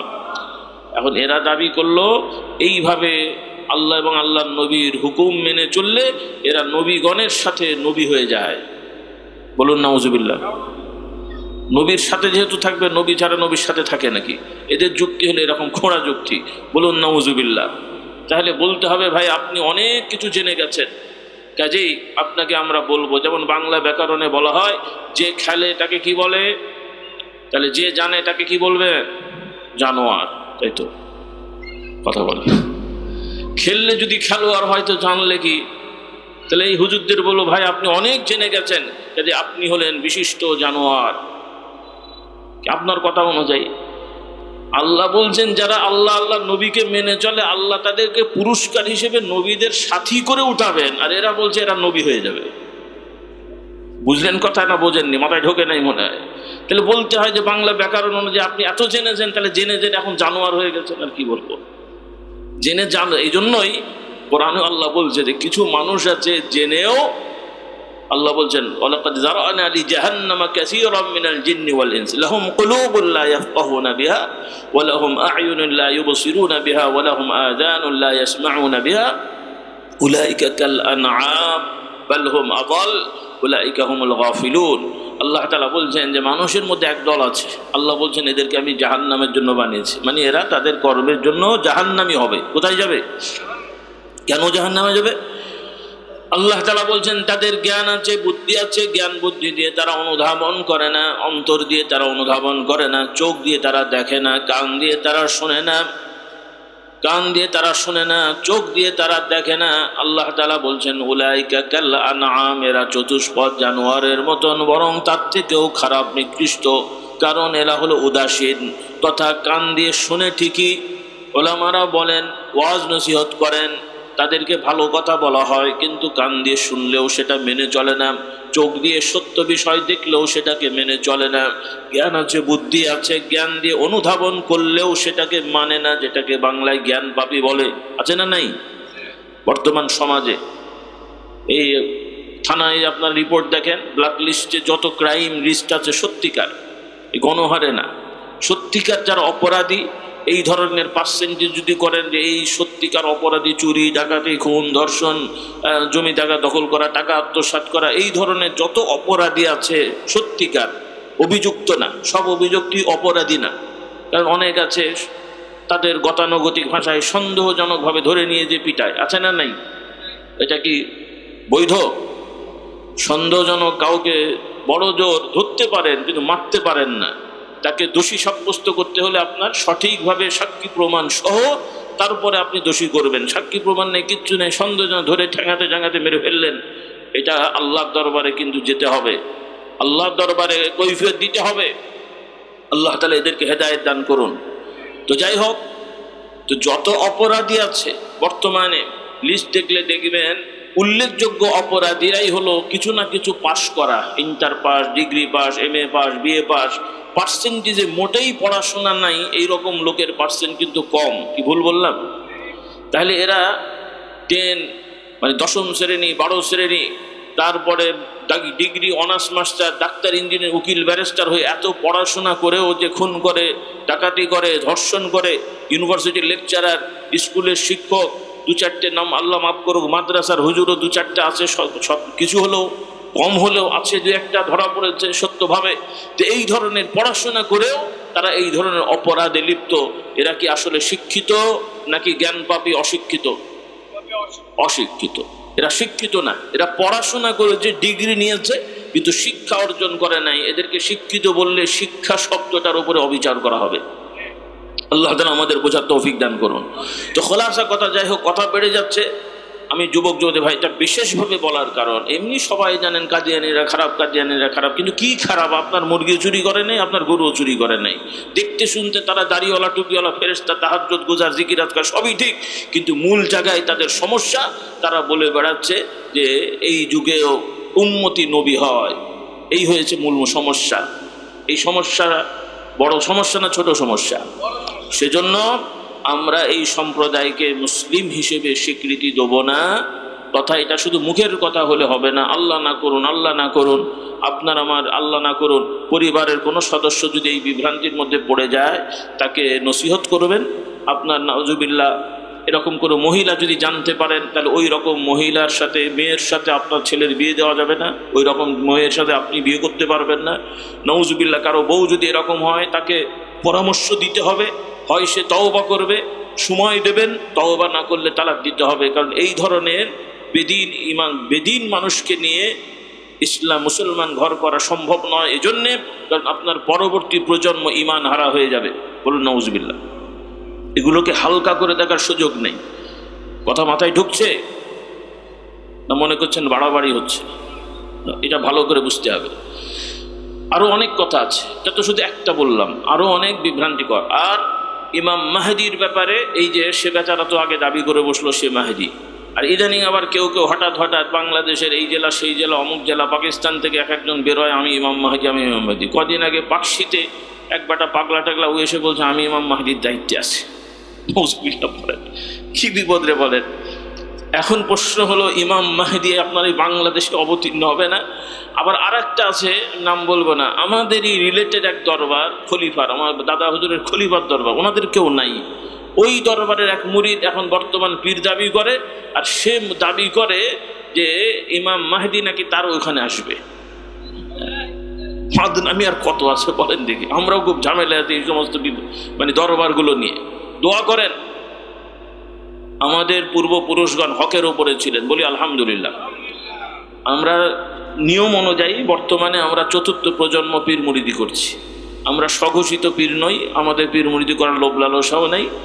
আমাদের মুরব্বীগণ দায়িত্ব দিয়েছেন, আল্লাহর সন্তুষ্টির জন্য আমরা চেষ্টা করি কাজ করার, বলি আলহামদুলিল্লাহ। তো সংক্ষেপে একটু বলে যাই, নতুন প্রজন্ম আছে অনেকে আমাদের সেভাবে বোঝে না। এরা মনে করে পীর মুরিদি মনে একটা ব্যবসা, মুদিখানার দোকান নাকি নাকি সুপার মার্কেট, সুপার শপ। হ্যাঁ, সাধারণ হুজুররা হচ্ছে মুদিখানার দোকান, আর পীর মুরিদি হচ্ছে সুপার শপ নাকি। পীর মুরিদি কোনো ব্যবসা নয়। পীর মুরিদি খালেজ ভাবে আল্লাহর বান্দাদেরকে আল্লাহর বান্দা বানানোর মেহনত হলো পীর মুরিদি, বলি আলহামদুলিল্লাহ। এখানে ব্যক্তি স্বার্থ নিয়ে যারা করবে এটা পীর নয়, পীর নামধারী ভণ্ড পীর। পীর থেকে কিন্তু ভণ্ড পীর, এই ভণ্ডদের থেকে দূরে থাকতে হবে। যারা স্বঘোষিত পীর, কোনো খেলাফত নাই, আমল নেই, শুধু দুনিয়ার ধান্দাবাজি করে বেড়ায়, টাকা চেয়ে বেড়ায়, সম্পদ চেয়ে বেড়ায়। এরপরে আরো কিছু আছে যেগুলো আমার মুখে বলাটাও সম্ভব না। নারী বিষয়ক অনেক ব্যাপার স্যাপার আছে। নওজুবিল্লাহ পীর মুরিদির নামে শুধু পীর বললে হবে না বাবা, সব সেক্টরেই আছে। আছে না নাই? ইউনিভার্সিটিতে নাই, কলেজে নাই, স্কুলে নাই। মুসলমান পর্দা করে কলেজে যাবে মেয়েরা, সেখানেও আবার কোনো কোনো ইউনিভার্সিটিতে বললো যে না, মেয়েদের মুখ খুলতে হবে। সে যাবে কি বলে প্রতিবাদ করায়, আবার মিটিং সিটিং করে আবার ওনারা নীতিবাক্য শোনালেন যে শিক্ষকরা হচ্ছেন শিক্ষকরা হচ্ছেন ছাত্রীদের বাবার সমতুল্য। কিন্তু এই বাবাগুলো যখন দুর্ঘটনা ঘটায় তখন কে পাহারা দেবে? কথা বলেন। সেদিনে কদিন আগে 55 বছরের হেড স্যার ছাত্রীকে নিয়ে পালিয়ে গেছে। কে পাহারা দেবে? পুলিশ পাহারা দেবে, উনি তো আরেকটা নিয়ে পালাবেন। পাহারাটা দেবে কে? আল্লাহ হেদায়েত করুক। কি আমি ভুল বলছি? এই সমস্ত শয়তানি করছে আর আপনারাও চুপচাপ মেনে নিচ্ছেন, যে যা করে মেনে নিচ্ছেন। এত মানলে হবে না, প্রতিবাদ করতে হবে, প্রতিকারের চেষ্টা করতে হবে, হুঙ্কার দিতে হবে। ভিজে বিড়াল হলে হবে না, তবে নিয়মের মধ্যে। কিসের মধ্যে? নিয়মের মধ্যে। অনিয়ম করে না, আমরা নিয়মে চলবো। আমরা জবাই করব, কিন্তু হাত পা বেঁধে সাইজ করে জবাই করব। কি গরু ছাগল, মানুষ না।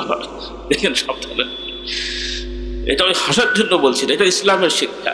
রাসূলুল্লাহ সাল্লাল্লাহু আলাইহি ওয়াসাল্লাম বলছেন, আল্লাহ তাআলা সব কাজে সৌন্দর্যতা এবং ভালো সুপরিকল্পিতভাবে করাকে পছন্দ করেন।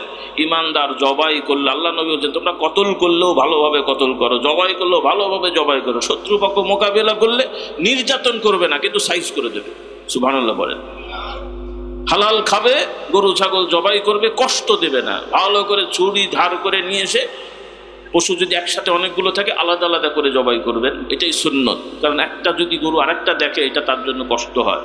অনেকে হয়তো বলবে হুজুর জবাই করে খাওয়ালো, আবার এত মেনটেন করার কি? না, জবাই যখন করা হয় ভালো ছুরি দিয়ে, তাড়াতাড়ি করা হয়, তখন ওই পশু তার কষ্ট পায় না, কারণ তার সেন্সটা চলে যায়। যেমন ইঞ্জেকশন দেন আপনারা, একটা সুই ঢোকানোর সময় একটু লাগে, তারপরে যে মাথা ঢুকে ভেতরে দেন, ব্যথা হয়। তো ওই রকম ছুরি যদি ধারালো হয়, আল্লাহ নবীর শিক্ষা, ভালো করে ধার দেবে। তার মানে আমরা বুঝলাম যে পশুকে জবাই করলেও সে কষ্ট পাবে না। বলুন সুবহানাল্লাহ। তাহলে ইসলাম কারো প্রতি নির্যাতন হোক, এটা ইসলাম চায় না, আল্লাহর দিন না এটা। তবে দোষীকে, অন্যায়কারীকে, জালিমদেরকে শাস্তি দিতে হবে, তাদের বিচার করতে হবে। তা না হলে তো সমাজ ধ্বংস হয়ে যাবে।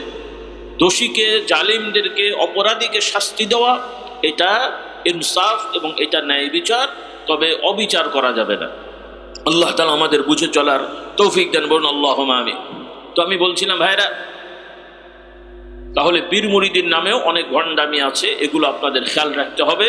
তো আমি কথা প্রসঙ্গে বলছিলাম যে আমাদের পূর্বপুরুষগণ এদেশে ইসলামের দাওয়াত দিয়েছেন, বলি আলহামদুলিল্লাহ। তারা এগুলো দরবার গোছানো ব্যবসা করার জন্য আসে নাই, খালেজভাবে আল্লাহর দ্বীনের খেদমত করেছেন, বলি আলহামদুলিল্লাহ। আমরাও সেভাবে চলার চেষ্টা করছি। মানুষ মাত্র ভুলভ্রান্তি হয়, ভুলভ্রান্তি হলে আপনারা সচেতন করবেন, আমরা ভুল শুধরে নেব ইনশাআল্লাহ। তো খোলাসা কথা হলো আমার ভাইরা, যে কথা বলছিলাম, তাহলে আমরা এই কাদিয়ানি সম্প্রদায়ের ব্যাপারে আমরা সচেতন থাকব, যাতে করে আমাদের সন্তানদের মধ্যে এই বিষ যেন রোপণ না করতে পারে। বলুন ইনশাআল্লাহ। আল্লাহ তাআলা তৌফিক দেন, বলুন আল্লাহুম্মা আমিন। এর সাথে আরো কিছু সম্প্রদায় আছে সমাজে, দল সংগঠন, তাদের মধ্যে অনেক বড় বড় বিভ্রান্তি আছে। সরাসরি হয়তো আমি কাফের এখন বলছি না, কিন্তু কাদিয়ানী সম্প্রদায়ের এই ইমানের কারণে, বিশ্বাসের কারণে তারা কুফরি করছে। তারা যদি তওবা করে তাদের সদস্যকে ফেরত না আসে, এইভাবে মারা গেলে তার প্রতি মুসলিম হিসেবে তাকে স্বীকৃতি দেওয়ার মতন কিছু আমাদের থাকে না, যদিও তাদের দাড়ি টুপি জুব্বা সব আছে। আল্লাহ এদের হেদায়েত দান করবো, আল্লাহুম্মা আমিন। এর সাথে আমি যুবকদের সাবধান করব, বর্তমান আর একটা দল এসছে, সেটাও তাওহীদের নামে দাওয়াত দেয়। তারা দাওয়াত দেয় তাওহীদের নামে। তারা স্পষ্টভাবে হাদিসকে অস্বীকার না করলেও ঘুরিয়ে ঘাড়িয়ে তাদের যে বক্তব্য, তাতে করে আল্লাহর নবীর অনেক সহিহ হাদিসকে তারা অস্বীকার করে। এক। দ্বিতীয়ত তো তারা সবথেকে বড় বিষয়, কালেমা শরীফের ভুল ব্যাখ্যা করে। শুধু তারা নয়, এর আগেও ইসলামী সংগঠনের নামে আরও কিছু ভাইয়েরা তারাও কালেমা শরীফের ভুল ব্যাখ্যা করেছেন, অনুবাদ করেছেন ভুল। তার মানে তারা ভুল ব্যাখ্যা করেন এভাবে, কথা সুন্দর কিন্তু এটা কলেমার ব্যাখ্যা না। তারা বলেন কলেমা শরীফে, আগে আপনাদের দেখি কি বলেন দেখি। আমরা যে কলেমা পড়ি লা ইলাহা ইল্লাল্লাহ, এর বাংলা অনুবাদ দেখি করেন তো, কি করতে পারেন? আল্লাহ ছাড়া কোনো মাবুদ নেই। আলহামদুলিল্লাহ। আর কেউ আছেন বলবেন এর থেকে একটু বাড়িয়ে বা কমিয়ে, এর সাথে একটু জোড়া দিয়ে বলতে পারবেন? হ্যাঁ, সবাই একমত, ব্যতিক্রম নাই? একটু বাংলায় বলেন। এটা বাংলা হয়েছে কিন্তু কিছু জিনিস বাংলা বাকি আছে, দেখি করতে পারেন কিনা। হ্যাঁ, কি নাই কোনো মাহবুদ? আগে বললেন আল্লাহ ছাড়া কোনো মাহবুদ নাই, আবার বলছেন নাই কোনো মাহবুদ আল্লাহ ছাড়া।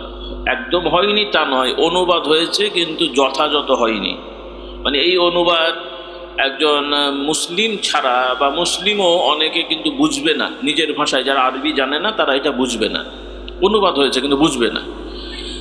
অনুবাদটা এভাবে করলে ভালো হবে, সেটা হলো আল্লাহ ছাড়া আর কোনো উপাস্য নাই। এটা হলো শাব্দিক অনুবাদ, আল্লাহ ছাড়া আর কোনো উপাস্য নাই। আর ব্যাখ্যা সাপেক্ষ অনুবাদ হলো সত্যিকার অর্থে আল্লাহ ব্যতিরেকে আর কোনো উপাস্য নাই। আল্লাহ ব্যতিরেকে সত্যিকার আর কোনো উপাস্য নাই। মানে হলো উপাস্য অনেক দাবিদার আছে। অন্যান্য ধর্মের লোকেরা যে বিভিন্ন জিনিসের উপাসনা করে, এগুলো তো উপাস্য, বাহ্যিকভাবে সেগুলো উপাস্য, কিন্তু এগুলো সত্য উপাস্য নয়। এগুলো নকল, ভণ্ড, বিভ্রান্তিকর। আর সত্য উপাস্য হলেন কে? আল্লাহ। তাহলে আমরা বিশ্বাস করি আল্লাহ ছাড়া সত্যিকার অর্থে আর কোনো উপাস্য নাই। কিছু ভাইয়েরা ভালো কথা বলেন, কিন্তু তারা কলেমার ব্যাখ্যার সাথে জুড়ে দেন। তারা বলেন লা ইলাহা ইল্লাল্লাহ মানে আল্লাহ ছাড়া বিধানদাতা নেই, আল্লাহ ছাড়া আইনদাতা নেই। এই কথাগুলো ভালো কথা, কিন্তু এই কথাগুলো কলেমার শরীফের কথা না। এটা ইমানের দাবি, ইমানের মুমিনের দাবি। কিন্তু আপনি দাবি এক জিনিস আর মানে এক জিনিস, দুটোর মধ্যে তফাৎ করতে হবে না, তাহলে তো মানুষ ভুল বুঝবে। নিঃসন্দেহে পৃথিবীতে আল্লাহর আইনেই সকল মানুষকে চলতে হবে, এর সাথে কোনো দ্বিমত নাই আমাদের। কিন্তু এটা কলেমার অর্থ যদি বলেন, কিন্তু মুশকিল হয় যে তারা শুধু এটাই বলেন, আবার বলে আল্লাহ ছাড়া কোনো মাবুদ নাই। এই তর্জমা ভুল, তর্জমা হবে আল্লাহ ছাড়া বিধানদাতা নাই। মানে সে ভুল সংশোধন করতে যে আরও বেশি ভুল বানিয়েছে। এইটাই হচ্ছে সমস্যা আর কি। তো এই বিষয়গুলো আপনাদের মনে রাখতে হবে। এই কথা বুঝলেন না বোঝেন নেই? আচ্ছা, গেল। এখন তারা কলেমার দাওয়াত দিয়ে, কলেমার পরেই তো ইমান আমাদের বিষয়। কারণ আপনারা সবাই জানেন ইসলামের মূল স্তম্ভ কটা? 5টা। ইমান, কলেমা শরীফ যাকে বলা হয়, এরপরে কি সালাত, নামাজ, তারপর রোজা, হজ, যাকাত ইত্যাদি। ইমান আনার পরেই মুসলিমদের দায়িত্ব হলো সালাত কায়েম করা, অর্থাৎ যথা ওয়াক্তে সুন্দরভাবে পাক পবিত্রতার সহিত সালাত পড়া, আদায় করা, কায়েম করা। কদ কামাতিস সালাহ, এই যে আমরা বলি, মানে কি সবাই দাঁড়িয়ে সালাত শুরু করি। এই যে দাঁড়িয়ে সালাত শুরু করলেন, এটা হলো ইকামাতুস সালাহ। আবার কেউ বেশি বাড়াবাড়ি করে বলে যে রাষ্ট্রীয়ভাবে প্রতিষ্ঠা করা হচ্ছে ইকামাতুস সালাহ, এটাও বাড়াবাড়ি কথা। নিঃসন্দেহে মুসলিম রাষ্ট্রে এই কাজটা হবে। যেমন মুসলিম শাসক বা রাষ্ট্রের প্রশাসন যেমন সমাজে মাদক চলুক এটা তারা মেনে নেবেন? অন্যান্য অপরাধ হোক এটা কি সমাজের শাসকরা মেনে নেবেন নাকি প্রতিকার করবেন? তো ওইভাবে মুসলিম অধ্যুষিত এলাকায় মুসলিম শাসকেরা তাদের শাসনের একটি দায়িত্ব হবে যে এই সমাজে যাতে করে সব মানুষগুলো ঠিকমতো সালাত আদায় করে এটার ব্যবস্থাপনা করা, এটা তাদের ইমানি দায়িত্ব। কিন্তু ইকামতুস সালাত বলতে কোরআন হাদিসে বোঝানো হয়েছে যে প্রত্যেক ইমানদার যথা ওয়াক্তে যে যার মতন করে সালাতটাকে সঠিকভাবে আদায় করবে, এর নাম হলো ইকামতুস সালাত। এখন ইসলামের নামে দল করতে যে তারা এখন বলছে ইসলামের বড় ইবাদত হচ্ছে জেহাদ করা, জেহাদ হচ্ছে ইসলামের মূল ইবাদত, আর নামাজ হচ্ছে জেহাদের ট্রেনিং। সুবহানাল্লাহ না নাউজুবিল্লাহ? নাকি বোঝেননি কথা?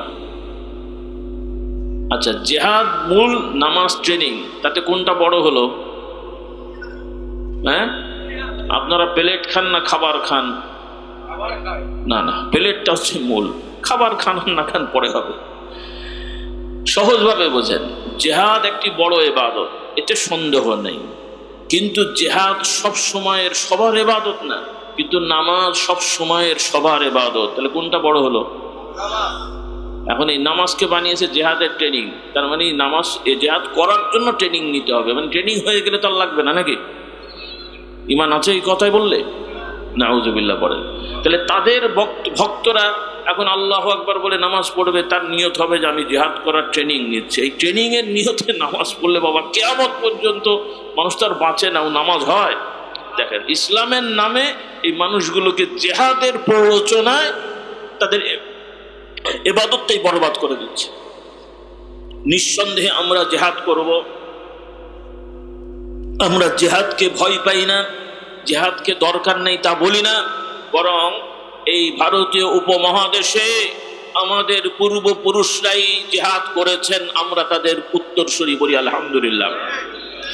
এই ভারতীয় উপমহাদেশে ব্রিটিশদের বিরুদ্ধে জেহাদ যারা করেছেন তারাই আমাদের পূর্বসূরি মাশায়েখগণ। সৈয়দ আহমদ বেরলভী, তিনি পীর ছিলেন, শায়েখ ছিলেন, তিনি ভারতীয় উপমহাদেশে সর্বপ্রথম ইংরেজদের বিরুদ্ধে জেহাদ করেছেন। তোমাদের মতন এই তথাকথিত এই ডিজিটাল ইসলামিক স্কলাররা করে নাই। তোমরা মুখে মুখে জেহাদের কথা বলো, নিজেদেরকে ফিল্ডে পাওয়া যায় না। আমরা বড় কথাও বলি না, কাজের সময় কাজ করি। কিন্তু একদল মানুষ আছে এই যুবকদেরকে প্ররোচনা দেখিয়ে, তাদেরকে লোক লালসা দেখিয়ে তাদেরকে বিপদগামী করে, জিহাদের নামে এদেরকে উচ্ছৃঙ্খল বানায়, এদেরকে সন্ত্রাসী কর্মকাণ্ডে লিপ্ত করে দেয়। জিহাদ সন্ত্রাস এক জিনিস না, জিহাদ ইসলামের একটি মৌলিক ইবাদত, নিয়মতান্ত্রিক ইবাদত। খামখেয়ালি করার কোনো সুযোগ এখানে নেই।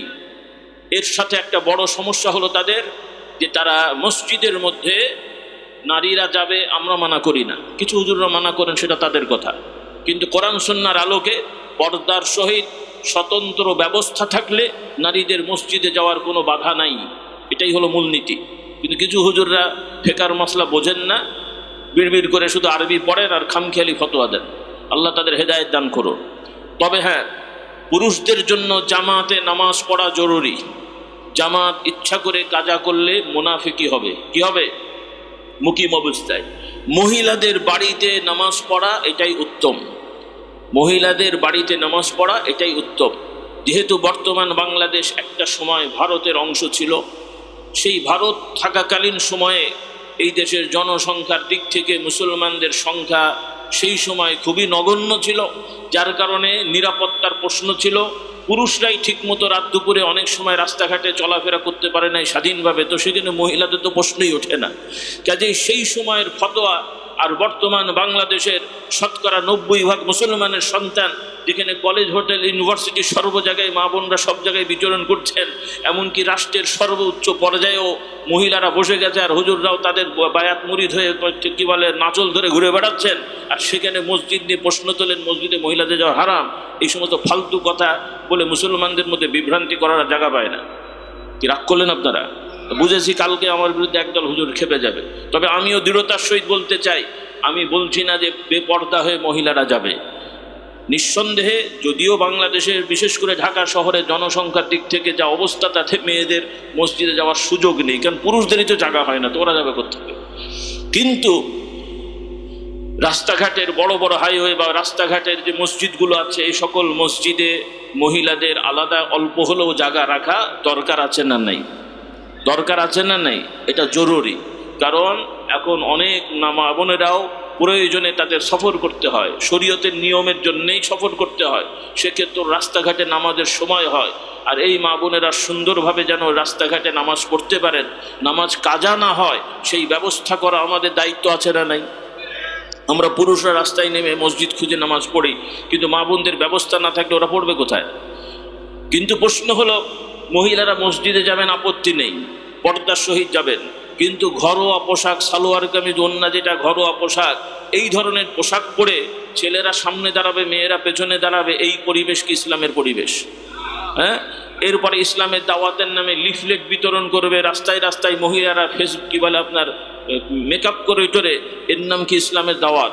তো ইসলামের দাওয়াতের নামে তারা আবার মা বোনদেরকে তারা বলছে যে আমরা নাকি হুজুররা বাড়াবাড়ি করে, যে অত পর্দাবশিতা কোরআনে নাই, বলুন নাউজুবিল্লাহ। অর্থাৎ তারা মৌলিক বিষয়গুলোকে, ইসলামের মৌলিক বিষয়গুলোকে ধ্বংস করে ইসলামের দোহাই দিয়ে, তাও আবার তৌহিদের নামে বলে নাকি হিজবুত তাওহীদ। নামটা সুন্দর, কিন্তু বিষাক্ত রসগোল্লা কে কে খাবেন? কথা বলেন, ফ্রি পেলে খাওয়া যায় মনে হয়। বিষাক্ত রসগোল্লা ফ্রি ফ্রি কে খাবেন? পয়সা দুন বাপ দেন, খাবেন কেউ? তাহলে হিজবুত তাওহীদ এগুলো হচ্ছে বিষাক্ত রসগোল্লা। আহলুল কোরআন বিষাক্ত রসগোল্লা, আহমদিয়া মুসলিম জামাত বিষাক্ত রসগোল্লা। এগুলো থেকে সাবধান হতে হবে। রাজি আছি? আল্লাহ তাআলা আমাদের হেফাজত করুন। আর আরেক দল, এটা না বললে আবার আপনারা গুলিয়ে ফেলবেন, আরেক ভাইয়েরা আছেন যাদের কথা আমি কিছু বলেছি, নিজেদের আহলে হাদিস পরিচয় দেন। আহলে হাদিস শব্দটা খারাপ না, বিষয়টাও খারাপ না, কিন্তু আহলে হাদিস নাম ব্যবহার করে কিছু মানুষেরা বিশৃঙ্খলা করছেন। যে হাদিস মেনে আহলে হাদিস হবেন, তার উপরে আমাদের সামান্য বিন্দুতম অভিযোগ নাই, বলি আলহামদুলিল্লাহ। যে হাদিস মেনে ও আহলে হাদিস হবেন। কিন্তু কিছু লোকেরা আছে, কিছু হাদিস মেনে অনেক হাদিসকে অস্বীকার করে দাবি করে আমি আহলে হাদিস। ঝামেলাটা এখানে, কি বুঝলেন? ঝামেলাটা এখানেই। কাজেই আমরা বলবো, আল্লাহর নবী থেকে প্রমাণিত হাদিস মেনে কেউ আহলে হাদিস হন, আমরা বাধা দেবো না, তাদেরকে কটূক্তি করব না, তাদের সম্পর্কে কোনো খারাপ বলবো না। আবার যারা আমরা মাযহাব মেনে চলি বলি, নিজেদের দাবি করি, এই আপনারা আছেন, নিজেরাও জানেন না কেন পরিচয় দেন, তবে সমাজে আছে তাই আমরা বলি। হানাফি, শাফি, মালিক এগুলো আছে। এগুলো কোনো দল সংগঠন নয়। হানাফি, মালিকি, শাফি, হাম্বলি এগুলো কোনো দল সংগঠন নয়। কোরআন হাদিসের আলোকেই বিভিন্ন এলাকায় ইমামগণ ছিলেন, তারা ফতোয়া দিয়েছেন, মাসলা দিয়েছেন, তাদেরকে অনুসরণ করে মানুষরা চলেছেন, এই নামে পরিচয় হয়ে গেছে। যেমন আপনাকে এখন পরিচয় জিজ্ঞেস করলে, ভাই আপনি কোন দেশের মানুষ, কি বলেন? বাংলাদেশি। বাংলাদেশটা একটা ছোট এলাকা না বড় এলাকা? বাংলাদেশ কি ছোট জিনিস? বাংলাদেশ একটা দেশ। তখন প্রশ্ন হবে কোন এলাকার? জেলা বলেন, থানা বলেন, গ্রাম বলেন, বলেন না বলেন না? তো এগুলো কি আপনারা পরিকল্পনাভাবে এগুলো হয় না এগুলো স্বাভাবিকভাবে হয়? সবাই এই দেশে জন্মেছেন, নাগরিক, এই এলাকায় বাড়ি করেছেন, তাই ওই এলাকার পরিচয় দেন।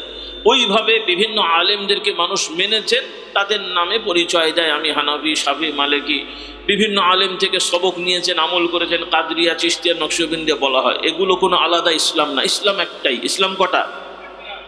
বাংলাদেশের নারায়ণগঞ্জ জেলা একটা দেশ, আর ঢাকা জেলার একটা দেশ নাকি? দেশ একটাই, অঞ্চল ভেদে পরিচয় দেওয়া হয়। এগুলো নিয়ে অনেকে প্রশ্ন তোলেন, ইসলাম তো একটা, আবার হানাফি, মালিকি, শম্ভু, হিসেবে কাদরিয়া, চিশতিয়া হলো কেমন করে? আরে বাবা, এগুলো ইসলাম না। এগুলো এক একটা ধারা, এক একটা পরিচয় স্বাভাবিকভাবে হয়েছে, এটা পরিকল্পিত কোনো দল টল নয়। কিন্তু এগুলোকে কেন্দ্র করে আমাদের মুসলমান ভাইদের মধ্যে কিছু দ্বন্দ্ব আছে। কেউ হানাফি হলে শাফিদের খারাপ বলে, শাফি হলে হানাফি খারাপ বলে, আর আরেক দল রিয়াকশন হয়ে বলে আমরা তাহলে হানাফি, শাফি না, আমরা আহলে হাদিস। ওটা হয়েও তো বাবা পার পাবেন না, কারণ আপনি হাদিস মানতে গেলেও কোনো না কোনো হুজুরের মত নিতে হয়, তাহলে যাবেন কোথায়? না কথা বোঝেননি আপনি? যারা আহলে হাদিস সাধারণ মানুষ বলে, তারা আরবিও জানে না, হাদিসও ভালো করে পড়ে না, হুজুররা পড়ে তাই সেটাই মানে, তাহলে উনি হালে হলেন কেমন করে? আহলে হাদিস আমরা, যারা আমরা হাদিস পড়ি, শিখি, পড়াই, এরা হচ্ছে আহলে হাদিস। যে হাদিস কেন্দ্রিক যারা চলে, আল্লাহ তাআলা আমাদের বোঝার তৌফিক দান করুন। কাজে এই বিষয়গুলো আপনারা খেয়াল রাখবেন। এগুলো মুসলমানদের মধ্যে বিভ্রান্তি ছড়াচ্ছে, আপনারা এগুলো নিয়ে ঝগড়া করবেন না। মূল নীতিতে আমরা সব এক হয়ে থাকবো, রাজি আছি ইনশাল্লাহ। আমি আগেই বলেছি, মুসলিম নাম নিলেই মুসলিম বলবো না, ইসলামের নীতি তার মধ্যে থাকতে হবে। আবার তারা এখন বলবে আপনারাই তো একতার কথা বললেন, আবার এদের ভাগ করলেন কেন? ওদেরকে তো আসলে মুসলিমই নাই, তাহলে মুসলিম বলবো কেন? কথা বোঝেননি? এখন একজন যদি অন্য ধর্মের মানুষ এসে বলে আমি নামাজও পড়বো, মূর্তি পূজাও করব, আমি মুসলমান, এই ইসলাম মানা যাবে? প্রশ্ন এখানেই, সে মোহাম্মদ সাল্লাল্লাহু আলাইহি ওয়াসাল্লাম মেনে আরেকজনকে নবী মানবে আর আমরা মুসলমান বলবো? আল্লাহ হেদায়েত দান করুন। সে কোরআনের দোহাই দিয়ে নবীর আদর্শকে জলাঞ্জলি দেবে, তাকে মুসলমান বলবো? ইসলামের মৌলিক বিধানকে অস্বীকার করে উল্টো পাল্টা করে, যেখানে আল্লাহ তাআলা কোরআনকে আল্লাহ তাআলা বলছেন আকিমুস সালাহ, তোমরা সালাত কায়েম করো। আল্লাহর নবী যখন শেষ অবস্থায় আছেন, ইন্তেকালের আগ মুহূর্তে সাহাবায়ে কেরাম নামাজ পড়ছেন, ওই সময় কয়েক ওয়াক্ত তিনি নামাজ ইমামতি করতে পারেন নাই, তার ঘর থেকে পর্দা দিয়ে দেখছেন সাহাবারা নামাজ পড়ছেন, হযরত আবু বকর ইমামতি করছেন। রাসূলুল্লাহ সাল্লাল্লাহু আলাইহি ওয়াসাল্লাম দেখে হাসলেন, হেসে তিনি বললেন এজন্যই আল্লাহ তাআলা আমাকে দুনিয়ায় পাঠিয়েছেন এভাবে সালাত প্রতিষ্ঠা করার জন্য। বলুন সুবহানাল্লাহ। তাহলে জিহাদ হবে সালাত প্রতিষ্ঠার জন্য, জিহাদের জন্য সালাত নাই, সালাতের জন্য জিহাদ। কাজেই তোমরা উল্টো কথা বলে মুসলমানদের ঈমান নষ্ট করবে আর আমরা চুপচাপ বসে থাকবো। কাজেই এই ব্যাপারগুলো সচেতন হতে হবে। আল্লাহ তাআলা আমাদের হেফাজত করুন। এর সাথে আছে পীর মুরিদিন নামে অনেক ভণ্ডামি। একদল লোক পীরদের প্রশংসা করতে করতে বলে ফেলে আল্লাহর ওলিরা দুনিয়ার মালিক, মানে এই দুনিয়া নাকি পীর সাহেবরা চালায়। এরকম কথাও পীর মুরিদিন নামে আছে। এগুলো স্পষ্ট কুফরি শিরকি কথা। দাড়ি থাকুক, টুপি থাকুক, পাগড়ি থাকুক, যাই থাকুক। আবু জেহেল বাবা দাড়িওয়ালা, টুপিওয়ালা, পাগড়িওয়ালা ছিল। কাবা শরীফের দায়িত্বশীল ছিল যারা কমিটি, তাদের অন্যতম সদস্য, কিন্তু আল্লাহর সাথে শরীক করেছে। আউলিয়া বুজুর্গ নবীদেরকে আল্লাহর মতন শক্তি ক্ষমতাধর তারা মনে করেছে, নাউজুবিল্লাহ। ওইভাবে মুসলমান নাম নিয়ে, পীর মুরিদিন নাম নিয়ে যারা বিশ্বাস করে, মানুষকে বোঝায় পীর বাবা সব পারে, দেখতে পারে, সন্তান দিতে পারে, খবর রাখে, মুরিদ যে যেখানে যায় পীরের খবর থাকে, এই ধরনের ভণ্ডামি কথাবার্তা যারা বলে, এদেরকে মুসলিম কি বলে, পীর সাহেব তো বলা দূরের কথা, এরা মুসলমানই নয়। এই ব্যাপারগুলো সচেতন হবেন। হ্যাঁ, যারা তাওহীদের কথা বলে, সুন্নতের কথা বলে, রিসালতের কথা বলে এবং বাস্তবে মেনে চলে, আপনি দেখবেন এই সমস্ত পীর মাশায়েখ যারা আছেন তাদেরকে মানা আমাদের দরকার আছে না নাই? আছে না নাই? কারণ তাদের দ্বারাই আজকে পৃথিবীতে ইসলাম আছে। বর্তমান পৃথিবীতে কোনো রাজা বাদশাহ, কোনো দেশের নেতার কারণে ইসলাম নাই, বরং বর্তমানে যত বিভ্রান্তি অধিকাংশ এই সকল নেতা, রাজা বাদশাহ, রাজনৈতিক নেতাদের জন্যই হচ্ছে। একমাত্র ইসলাম টিকে আছে এই সমস্ত সত্যবাদী ত্যাগী আলেম ওলামা পীর মাশায়েখের দ্বারা এ পর্যন্ত টিকে আছে এবং কিয়ামত পর্যন্ত টিকে থাকবে। কাজেই এ সকল কোনো রাজনৈতিক রাষ্ট্রনেতার দ্বারা, কোনো ইসলামী নামের দোহাই দিয়ে শরীয়ত ভিত্তিক রাষ্ট্র পরিচালনার রাজার দ্বারা ইসলাম দুনিয়ায় নাই, বরং এদের দ্বারা ইসলাম খতমের পায়তারা চলছে। এই বিষয়টা মনে রাখতে হবে। এজন্যে আপনাদেরকে সত্যি সত্যবাদী আলেম যারা নবীর সুন্নাহকে মেনে চলে, সত্য কথা বলে, ধান্দাবাজি করে না, এই ধরনের আলেম ওলামার সোহবত ইখতিয়ার করতে হবে। এটা আমাদের যুক্তির কথা নয়, এটা কোরআনের কথা। আল্লাহ তাআলা কোরআনে বলেন, ইয়া আইয়ুহাল্লাযীনা আমানুত্তাকুল্লাহ, হে ঈমানদারেরা আল্লাহকে ভয় করো এবং তোমরা সত্যবাদী ভালো মানুষদের সঙ্গী হয়ে যাও, তাদের সাথে উঠা বসা করো। ওয়া কুনু মা'আস সাদিকিন, আল্লাহকে ভয় করো আর সত্যবাদী ভালো মানুষ, সৎ মানুষদের সাথে উঠা বসা করো। এই সত্যবাদী সৎ মানুষ যে শুধু পীর সাহেব হুজুর দরবেশি হবে তা নয়, সমাজের যে পেশাজীবী হোক, যারা নামাজ পড়ে, রোজা করে, সত্য কথা বলে, হালাল খায়, সে রিক্সা চালক হোক, ভ্যান চালক হোক, এদের সাথে বন্ধুত্ব করবেন, তাদের সাথে সময় কাটাবেন, আপনার ঈমানটা তাজা হয়ে যাবে।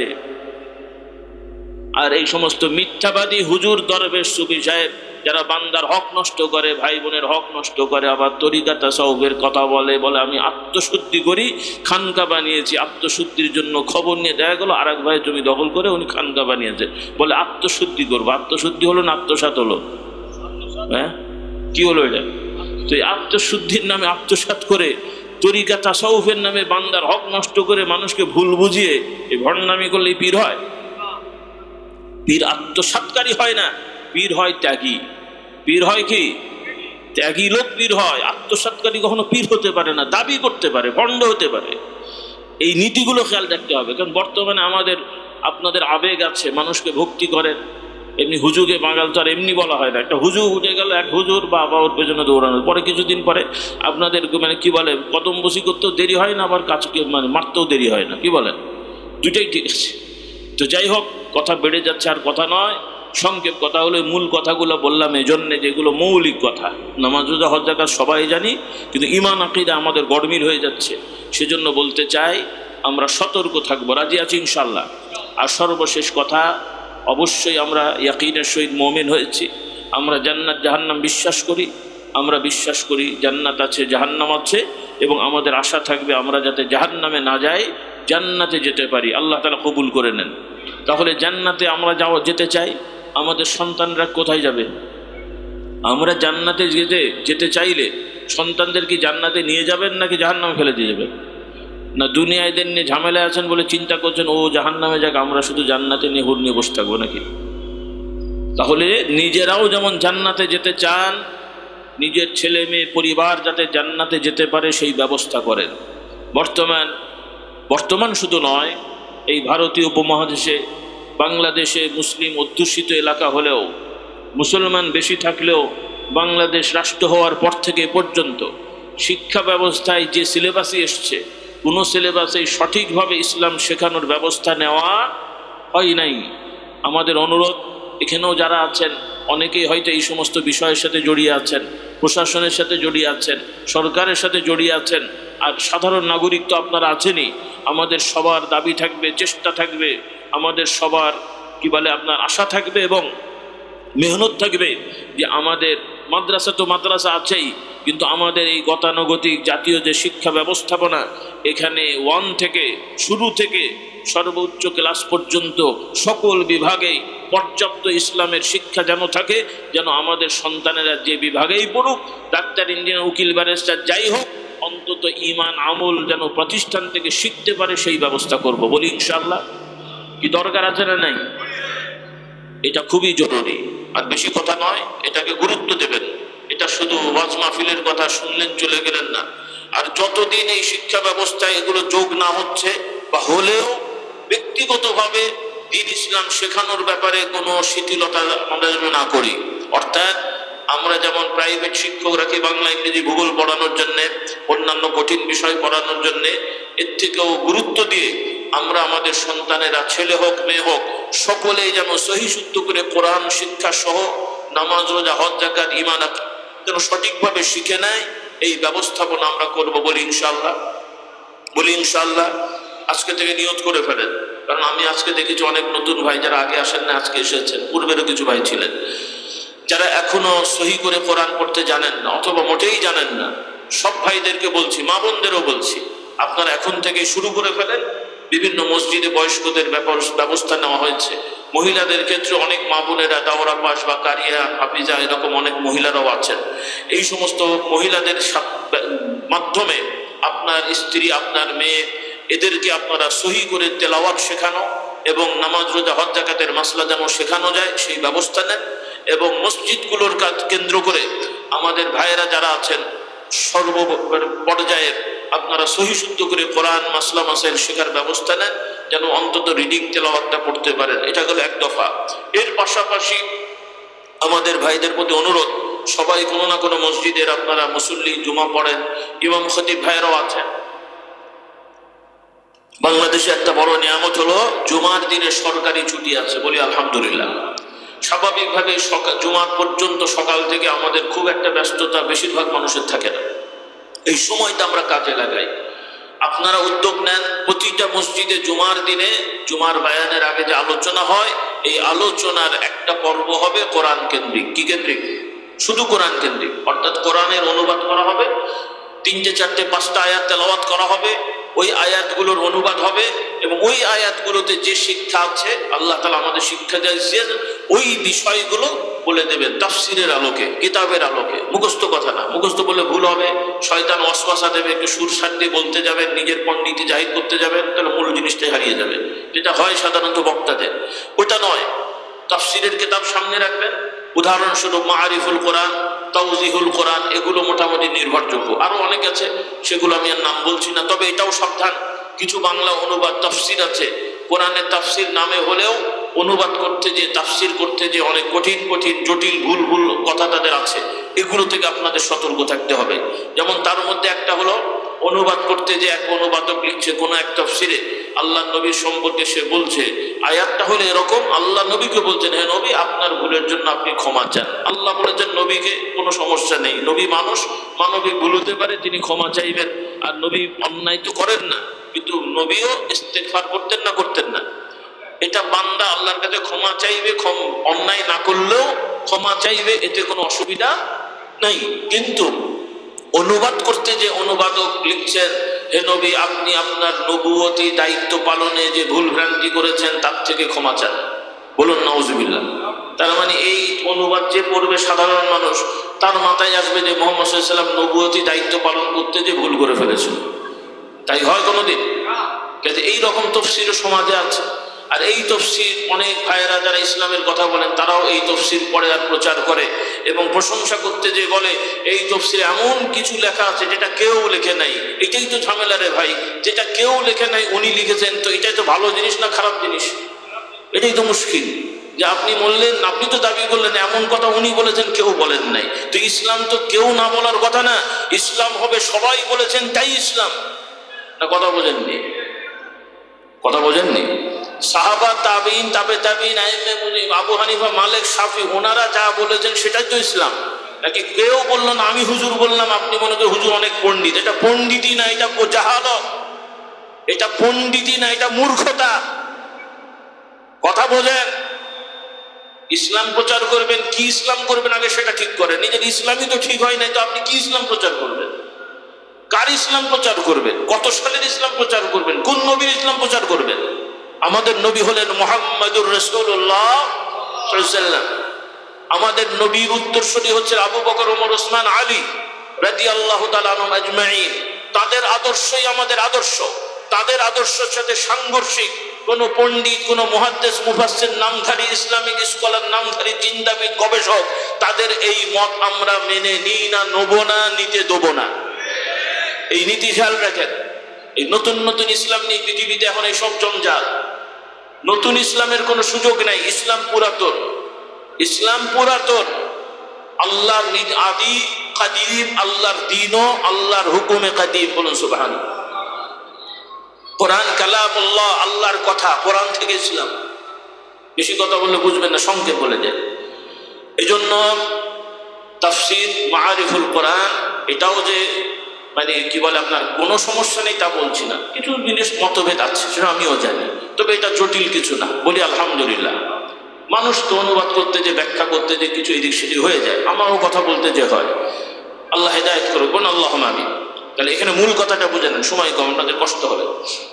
তাহলে তাফসীর করবেন, প্রতি জুমায় তাফসীর করবেন। আর আমরা নিয়ত করব খতিব সাহেব তাফসীরে যা বলবেন, অর্থাৎ আল্লাহর বিধান যেগুলো আমি বুঝবো হারাম, আল্লাহ বলেছেন হারাম, আমার সাথে মিলাবো যে এই হারাম আমার মধ্যে আছে না নাই। যদি থাকে আমি তওবা করব, আল্লাহ আমার মধ্যে যেন এই হারাম না থাকে, ভবিষ্যতে আর এই হারাম কাজ করব না। বলেন আল্লাহুম্মা আমিন। এর সাথে আমি দেখব যে যখন শুনবো এই বিষয়টা ফরজ, আমি আদায় করি কিনা।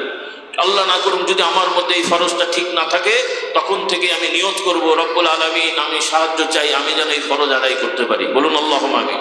নিয়ত করে ফেলবো। তাহলে হালাল হারাম মেনে চললাম। আল্লাহ তাআলা কোরআনে যা বলেছেন, হালাল হারাম ছাড়াও ঈমান, আকীদা, ঘটনা, বিভিন্ন বিষয় আছে আমাদের শেখার জন্য। কোনো জিনিসই কোরআনের আয়াতে ফালতু নাই, অবান্তর নাই, অপ্রয়োজনীয় নাই। আছে? যা আছে সবই আমাদের প্রয়োজনীয়। কাজে কোরআনে যা আমরা শিখব সেটা আমরা বিশ্বাস করে নেব। এটাই হচ্ছে সাহাবাদের আমল। এটাই হচ্ছে কি সাহাবাদের আমল। আল্লাহ নবী সাল্লাল্লাহু আলাইহি সাল্লাম বলেন, যে ব্যক্তি কোরআন পড়বে, কোরআন শিক্ষা গ্রহণ করবে, কোরআনের শিক্ষাকে সমাজে প্রচার প্রসার করবে, কোরআনের হালালকে হালাল সাব্যস্ত করবে, হারামকে হারাম সাব্যস্ত করবে, আল্লাহ তাআলা তাদেরকে জান্নাতে প্রবেশ করাবেন। আল্লাহ নবী, সাহাবারা আল্লাহ নবী থেকে এভাবে কোরআন পেয়েছেন। নবী যখন যেটা বলেছেন কোনো প্রশ্ন তোলেননি, মানে শেখার জন্য প্রশ্ন করেছেন, কিন্তু এটার ব্যাপারে কোনো অবান্তর প্রশ্ন করে আল্লাহর হুকুমের বাইরে যাননি, বরং শিখেছেন, বুঝেছেন, মেনে চলেছেন। আর সাহাবারা এভাবে চলার কারণে আল্লাহ তাআলা তাদের ব্যাপারে স্বীকৃতি দিয়েছেন যে আল্লাহ নবীকে যারা মেনে চলে তাদের ব্যাপারে বলা হয়েছে যে আল্লাহ তাদের প্রতি সন্তুষ্ট। কথা, আল্লাহ তাআলা যাদের প্রতি সন্তুষ্ট হবেন বা হয়েছেন তাদের ঠিকানা কোথায় হবে? বলি আলহামদুলিল্লাহ। সোজা হিসাব। কাজেই আমরাও যদি ওই সাহাবাদের মতন চলতে পারি, হয়তো দুনিয়ার হায়াতে নিশ্চিতভাবে আমাদেরকে কেউ বলতে পারবে না আমি জান্নাতি না, জান্নাতি না। নাকি আপনারা বলে দেন?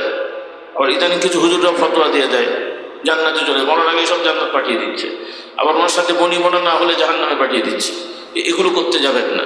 দোয়া করেন, ঠিক আছে, আল্লাহ হেদায়েত দেন, জান্নাতের পথে চলার তৌফিক দেন, ঠিক আছে, একদম খালেজ ভাবে স্বীকৃতি দিয়ে দেবেন জান্নাতে চলে গেছে, এই কেমন কথা রে বাবা? এগুলো না যেন না হয়, আল্লাহ হেদায়েত দান করুন। তাহলে আল্লাহ তাআলা বলছেন যারা ঈমানের উপরে থাকবে, আল্লাহ তাআলা ইন্নাল্লাযীনা ক্বালু রাব্বুনা, আমি সংক্ষেপ করে দিই, যারা ঈমান আমলের উপরে থাকবে মৃত্যুর সময় আল্লাহ তাআলা রহমতের ফেরেশতারা এসে তাদেরকে জান্নাতের সুসংবাদ দান করবে। এই জন্য নারী পুরুষ সবাইকে বলছি, সময় কম আর আলাদাভাবে অ্যাড্রেস করছি না, মা বোনেরা আপনারা পিছিয়ে থাকবেন না, আপনারাও দ্বীনের উপরে থাকেন। তবে নারীরা পুরুষ নয়, পুরুষরা নারী নয়, এটা মনে রাখতে হবে। নারী নারী হওয়ার মধ্যেই সম্মান, পুরুষ পুরুষের মধ্যে থাকাই সম্মান। ইদানিং আবার কিছু শয়তানি বের হয়েছে, কিছু মহিলারা হঠাৎ করে মনে করছে যে আমি পুরুষ পুরুষ ভাব পুরুষের মতন হয়ে যাই, চুল টুল কেটে প্যান্ট শার্ট পরে বা ইত্যাদি ইত্যাদি, পুরুষেরই ভাব নিয়ে তারা চলেন, নওজুবিল্লাহ। আবার কিছু পুরুষরাও আবার মেয়েরই ভাব নিয়ে চলেন, মেয়ের মতন সেজে ঘোরেন। এগুলো কবিরা গুনাহ এবং অভিশাপের কাজ। কিসের কাজ? আল্লাহ নবী বলেছেন যে সকল পুরুষেরা নারী নারী ভাব নিয়ে চলবে ইচ্ছা করে, এগুলো হচ্ছে অভিশপ্ত। যেই নারীরা পুরুষ ভাব নিয়ে চলবে এগুলো অভিশপ্ত, এবং এটাকে বৈধ মনে করাটা কুফরি আকীদা। কারণ আল্লাহর বিধানকে পরিবর্তন করা এটা শয়তানের কাজ এবং এটা কুফরি কাজ। কি কাজ? কিছু মানুষ আছে যাদের শারীরিক অসুবিধা আছে, সেটাও ইসলামের বিধানে হুকুম আছে। সংক্ষেপ হলো যে তারাও হয় পুরুষ না হলে নারী, তাদেরকে মেডিকেল নিয়ম অনুযায়ী ওলামারা ফতোয়া দেবেন, তাদেরকে সিদ্ধান্ত দেবেন। এখানে প্রচলিত নিয়মে তৃতীয় লিঙ্গ বা থার্ড জেন্ডার বলা হয় একটা কথা। ইসলাম মুসলমানদের সমাজে এটা দরকার হয় না, কিন্তু এই সমাজে তার ইসলাম চলে না, সেজন্যই সাধারণ মানুষ ইসলাম না মানার কারণে রাষ্ট্রপক্ষকে তৃতীয় একটা ঝামেলা পাকাতে হয়েছে। কিন্তু আপনি আমি যদি প্রত্যেকে মুসলমান হই, তাহলে আপনার সন্তান হয় পুরুষ না হলে নারী। শারীরিক অসুস্থ হলেও সে হয় নারী হবে, না হলে পুরুষ হবে। যেটাকে প্রচলিত বাংলা না বলে আবার বুঝবেন না, যেটাকে হিজরা সম্প্রদায় বলে, হিজরা বলে। এটা তো সম্প্রদায় হতে পারে না, মুসলমানের মধ্যে হিজরা সম্প্রদায় থাকবে কেন? মুসলমান হয় মানুষ, মানুষ হয় পুরুষ, না হলে নারী হবে। এখানে আবার তৃতীয় চতুর্থ হয় নাকি? আবার আল্লাহ হেদায়েত করো, সময় কম। আর এটাও সতর্ক করি, আল্লাহ না করুন, আল্লাহ না করুন, কারো সন্তান যদি এরকম হয় যে সে পুরুষ নারী বোঝা যাচ্ছে না, তার দুই রকমের অঙ্গ আছে, আল্লাহ তাআলার বিধান হলো তাকে মেডিকেল মানে শরীয়ত ওলামারা বলেছেন কোরআন হাদিসের আলোকে তাকে স্বাস্থ্য বিজ্ঞান যারা পড়েন বা স্বাস্থ্যবিদ যারা আছেন, চিকিৎসক ডাক্তার সাহেবগণ, তারা তার পরীক্ষা নিরীক্ষা করে দেখবেন যে তার কোন ভাবটা বেশি, নারীর ভাব বেশি না পুরুষের ভাব বেশি। যার পুরুষের ভাব বেশি তাকে পুরুষ হিসেবে স্বীকৃত করা হবে, যার নারীর ভাব বেশি তাকে নারী হিসেবে। এবং ওয়ারিশ সম্পত্তি সব ক্ষেত্রেই এই একই আইন থাকবে। এখানে তৃতীয় কোন আইন হওয়ার সুযোগ দরকার মুসলমান সমাজে নেই। অন্যরা কে কি বাবা, সেটা তো ওদের তো কিছুই নেই, তো ওদের তো আমাদের দরকার আছে নাকি? সময় কম তা বলছেন। এই জন্যে আপনারাও মহিলাদের ব্যাপারে সচেতন হবেন, মেয়েদেরকেও দিন শেখাবেন। মা বোনরাও যারা শুনছেন, যেহেতু এটা ঢাকা শহর, অনেক মহিলারাই কর্মজীবিনী আছেন। কিছু মা বোনেরা বাধ্য হয়ে কর্ম করতে হয় অভাবের কারণে, আর কিছু মহিলারা বিলাসিতার জন্য কর্ম করেন। অভাবের জন্য করেন আর বিলাসিতার জন্য করেন, সব ক্ষেত্রেই পর্দা জরুরি। কি জরুরি? কি জরুরি? পর্দা জরুরি। অভাবের জন্য করলে পর্দা করে করবেন, বিলাসিতার জন্য করলেও স্বামীর অনুমতি নিয়ে, বিয়ে না হলে বাবার অনুমতি নিয়ে, পর্দা মাস্ট। পর্দা না হলে স্বামী অনুমতি দিলেও আপনি গুনাহগার হবেন। কি হবেন? গুনাহগার হবেন। তবে এই পর্দা মানে শুধুমাত্র একটা বোরখা পরা না। এখন মহিলারা যদি সশস্ত্র বিভাগের ফিল্ডের সেনা হতে চান, পর্দা মেনটেন করা যাবে। কিন্তু এই ধরনের পেশা, এরপরে মহিলা যদি মনে করেন আমি নায়িকা হব, গায়িকা হব, পর্দা মেনটেন হবে। কাজে পুরুষ হোক আর নারী হোক, বিশেষ করে এই ধরনের পেশা, গায়ক গায়িকা, নায়ক নায়িকা, নাট্যকার, অভিনেতা অভিনেত্রী, এই ধরনের যে পেশাগুলো আছে, এগুলো ইসলামের বিধানে কোনো বৈধ পেশা নয়। এগুলো ইসলাম বিরোধী পেশা, কারণ এই পেশার কোনো দরকার নেই। ইসলামের পেশা মানুষের প্রয়োজনীয় পেশা হবে। উকিল, ব্যারিস্টার, ডাক্তার, ইঞ্জিনিয়ার, এই ধরনের যেগুলো আছে মানুষের সেবা করবে, পরিশ্রম করবে, মানুষের উপকার হবে এগুলো। আর এই ধরনের পেশা এগুলো সাময়িকভাবে যদিও মানুষ মনে করে বিনোদন, হ্যান ত্যান, এগুলো কোনো প্রয়োজন নেই। খেলোয়াড় খেলতে পারবেন শরীর চর্চার জন্যে, কিন্তু পেশাজীবী খেলোয়াড় হয়ে টিম করে হার জিতের যে জুয়া খেলা, এগুলো কখনোই মুসলমানের কাজ হতে পারে না, কোনো মানুষেরই হতে পারে না। এখন যে মুসলিম মানে না তো সে কি করবে ভাই, সে কি আর আমার কথা মানবে নাকি? কিন্তু আমরা মুসলমান, আমরা এই ধরনের নিজেরাও পেশাজীবী হব না, আমাদের ছেলে মেয়ে এইরকম পেশাজীবী হোক এমনটি আমরা চাইব না। আমাদের ছেলে মেয়েদেরকে বৈধ ভালো পেশাজীবী করার চেষ্টা করব। তবে যে যে পেশাজীবী হোক, নারী পুরুষ সবার আগে তাকে মুসলমান বানাতে হবে। কি রাজি ইনশাল্লাহ? রাজি ইনশাল্লাহ? আমাদের সন্তানেরা নামাজি হবে, রোজাদার হবে, পর্দানিশীল হবে, সত্যবাদী হবে, ন্যায় নীতির সহিত চলবে। তারা চুরি করবে না, ডাকাতি করবে না, রাহাজানি করবে না, দুর্নীতি করবে না, আত্মসাৎ করবে না, জুলুম করবে না। কি রাজি ইনশাআল্লাহ? রাজি? আলহামদুলিল্লাহ বলেন। আল্লাহ তাআলা আমাদের তৌফিক দান করুন। এবং মা বোনেরা আপনারাও খেয়াল রাখতে হবে, আপনারা ইবাদত বন্দেগীতে অগ্রসর হবেন। আল্লাহ তাআলা ইসলাম কোরআনে বলছেন, নারী হোক পুরুষ হোক, যারা ঈমানের সহিত চলবে আল্লাহ রাব্বুল আলামিন তাদেরকে দুনিয়ার হায়াতে আল্লাহ তাআলা তাদেরকে নিয়ামত শান্তি দান করবেন, আখিরাতে প্রতিদান দেওয়ার সময় আল্লাহ তাআলা উত্তম প্রতিদান দেবেন। বলি আলহামদুলিল্লাহ। যাই হোক, রাত বেশি হয়ে যাচ্ছে, যদিও কালকে ছুটির দিন, শুক্র বারাতে রাত মানুষ জাগে, অনেকের ইবাদতে কষ্ট হবে, আমরা রাত বাড়াচ্ছি না। তো আসুন আমরা এই সময় বরকতের সময় দোয়া করি। আর সংক্ষেপ কথা হলো, এই রাত বরকতের রাত, তবে কেউ বাড়িয়ে কিছু বেশি কথা বলেন, কেউ আবার এটাকে তুচ্ছ তাচ্ছিল্য করতে যে ফালতু কথা বলেন। মূলনীতি যদিও গতানুগতিকভাবে প্রচলন হয়েছে এটা ভাগ্যের রাত, আসলে এটাকে ভাগ্যের রাত বলাটা ঠিক হয় না, এটাকে বলা যায় মুক্তির রাত। কি রাত? আর শাব্দিক অর্থেও শবে বারাত বলতে মুক্তি বোঝায়। বারাত মানে মুক্তি দেয়া। সব উর্দু ফার্সিতে বলা হয় রাত। দুটো রাত আর মুক্তি মিলে কি হয়? ভাগ্য হয়। সরি, রাত আর মুক্তি মিলে কি হয়? মুক্তির রাত হয়। আর ভাগ্য বলতে যেটা তাকদীর বোঝানো হয়, মুকদ্দার। আল্লাহ তাআলা কোরআনে বলছে, ইন্না আনজালনাহু ফি লাইলাতিল কদর। কদর রমজানের শেষ 10 দিনের মধ্যে বেজোর রাতের একটা রাত হলো লাইলাতুল কদর। কিন্তু এটা খুঁজতে হলে আমাদের চেষ্টা করতে হয় 5টা রাত বা 10টা রাতই জায়গা ভালো। যদি ওই রাত পাওয়ার ইচ্ছা বেশি থাকে, সবারই আছে আলহামদুলিল্লাহ। এবং কোরআন হাদিস দ্বারা মোটামুটি নির্ভরযোগ্য মত হচ্ছে ওইটা হলো তাকদীরের রাত। তবে এই রাতেও দোয়া কবুল হয়, বলি আলহামদুলিল্লাহ। শুধু এ রাত না, প্রতিটা রাতেই দোয়া কবুল হয়। এই জন্য উলামারা বলেন যে আল্লাহওয়ালা মানুষ দিন বোঝে, তার জন্য প্রত্যেকটা রাতই শবে বারাত। সুবহানাল্লাহ বলেন। যে পয়সাওয়ালা মানুষের প্রতিদিনই মুরগি খায়, গরু খায়, খাসি খায়, আর আপনাদের টাকা নেই, বছরে একটা পুঁটি মাছ নিয়ে এসে বলে আমি কল্লা খেয়েছি, মাছের পুঁটি মাছের কল্লা খেয়ে বিশাল কিছু করে ফেলেছেন আপনি। আর যে আল্লাহওয়ালা মানুষ, সে প্রতিটা রাতই শবে বারাত বানিয়ে দেয়। আপনি চাইলে রাতের শেষ অংশে ওঠেন, 2, 4, 8, 10 রাকাত নামাজ পড়েন, তাওবা ইস্তেগফার করেন, এই সারা বছর অপেক্ষা করতে হবে না। যখন যা চাইবেন ইনশাআল্লাহ আল্লাহ তাই দান করবেন।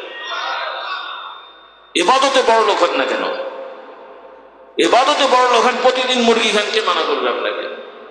আল্লাহ আমাদের তৌফিক দান করুন। তবে এই রাতটার আলাদা মর্যাদা আছে, এটাকে অস্বীকার করে বেশি বুদ্ধিমানের হতে দেন না। নিঃসন্দেহে এই রাতের আলাদা মর্যাদা আছে। তবে এই মর্যাদা পেতে হলে আগের প্রস্তুতি লাগবে, রাতারাতি হবে না। তওবা করলে হয়তো হবে ইনশাআল্লাহ। যারা আল্লাহর সাথে শিরক করেন এই রাতের মর্যাদা পাবেন না। যারা হিংসা করে মানুষের সাথে শত্রুতা করে তারা এই রাতের মর্যাদা পাবেন না। যারা আগে থেকে হিংসা মুক্ত আছেন, শিরক থেকে মুক্ত আছেন, অটোমেটিক আল্লাহ তাআলা এই রাতে বিনা পয়সায় ধোলাই করে দেবেন। সুবহানাল্লাহ বলেন না? কাজে আমরা আজকে থেকে তওবা করি, সারাটা বছর চলি, আগামী বছরের শবে বারাতও পেয়ে যাবো, এবছরও পেয়ে যাবো। বলি আল্লাহুম্মা আমিন। আল্লাহ আমাদের সবাইকে গুনাহ থেকে মুক্ত করুন।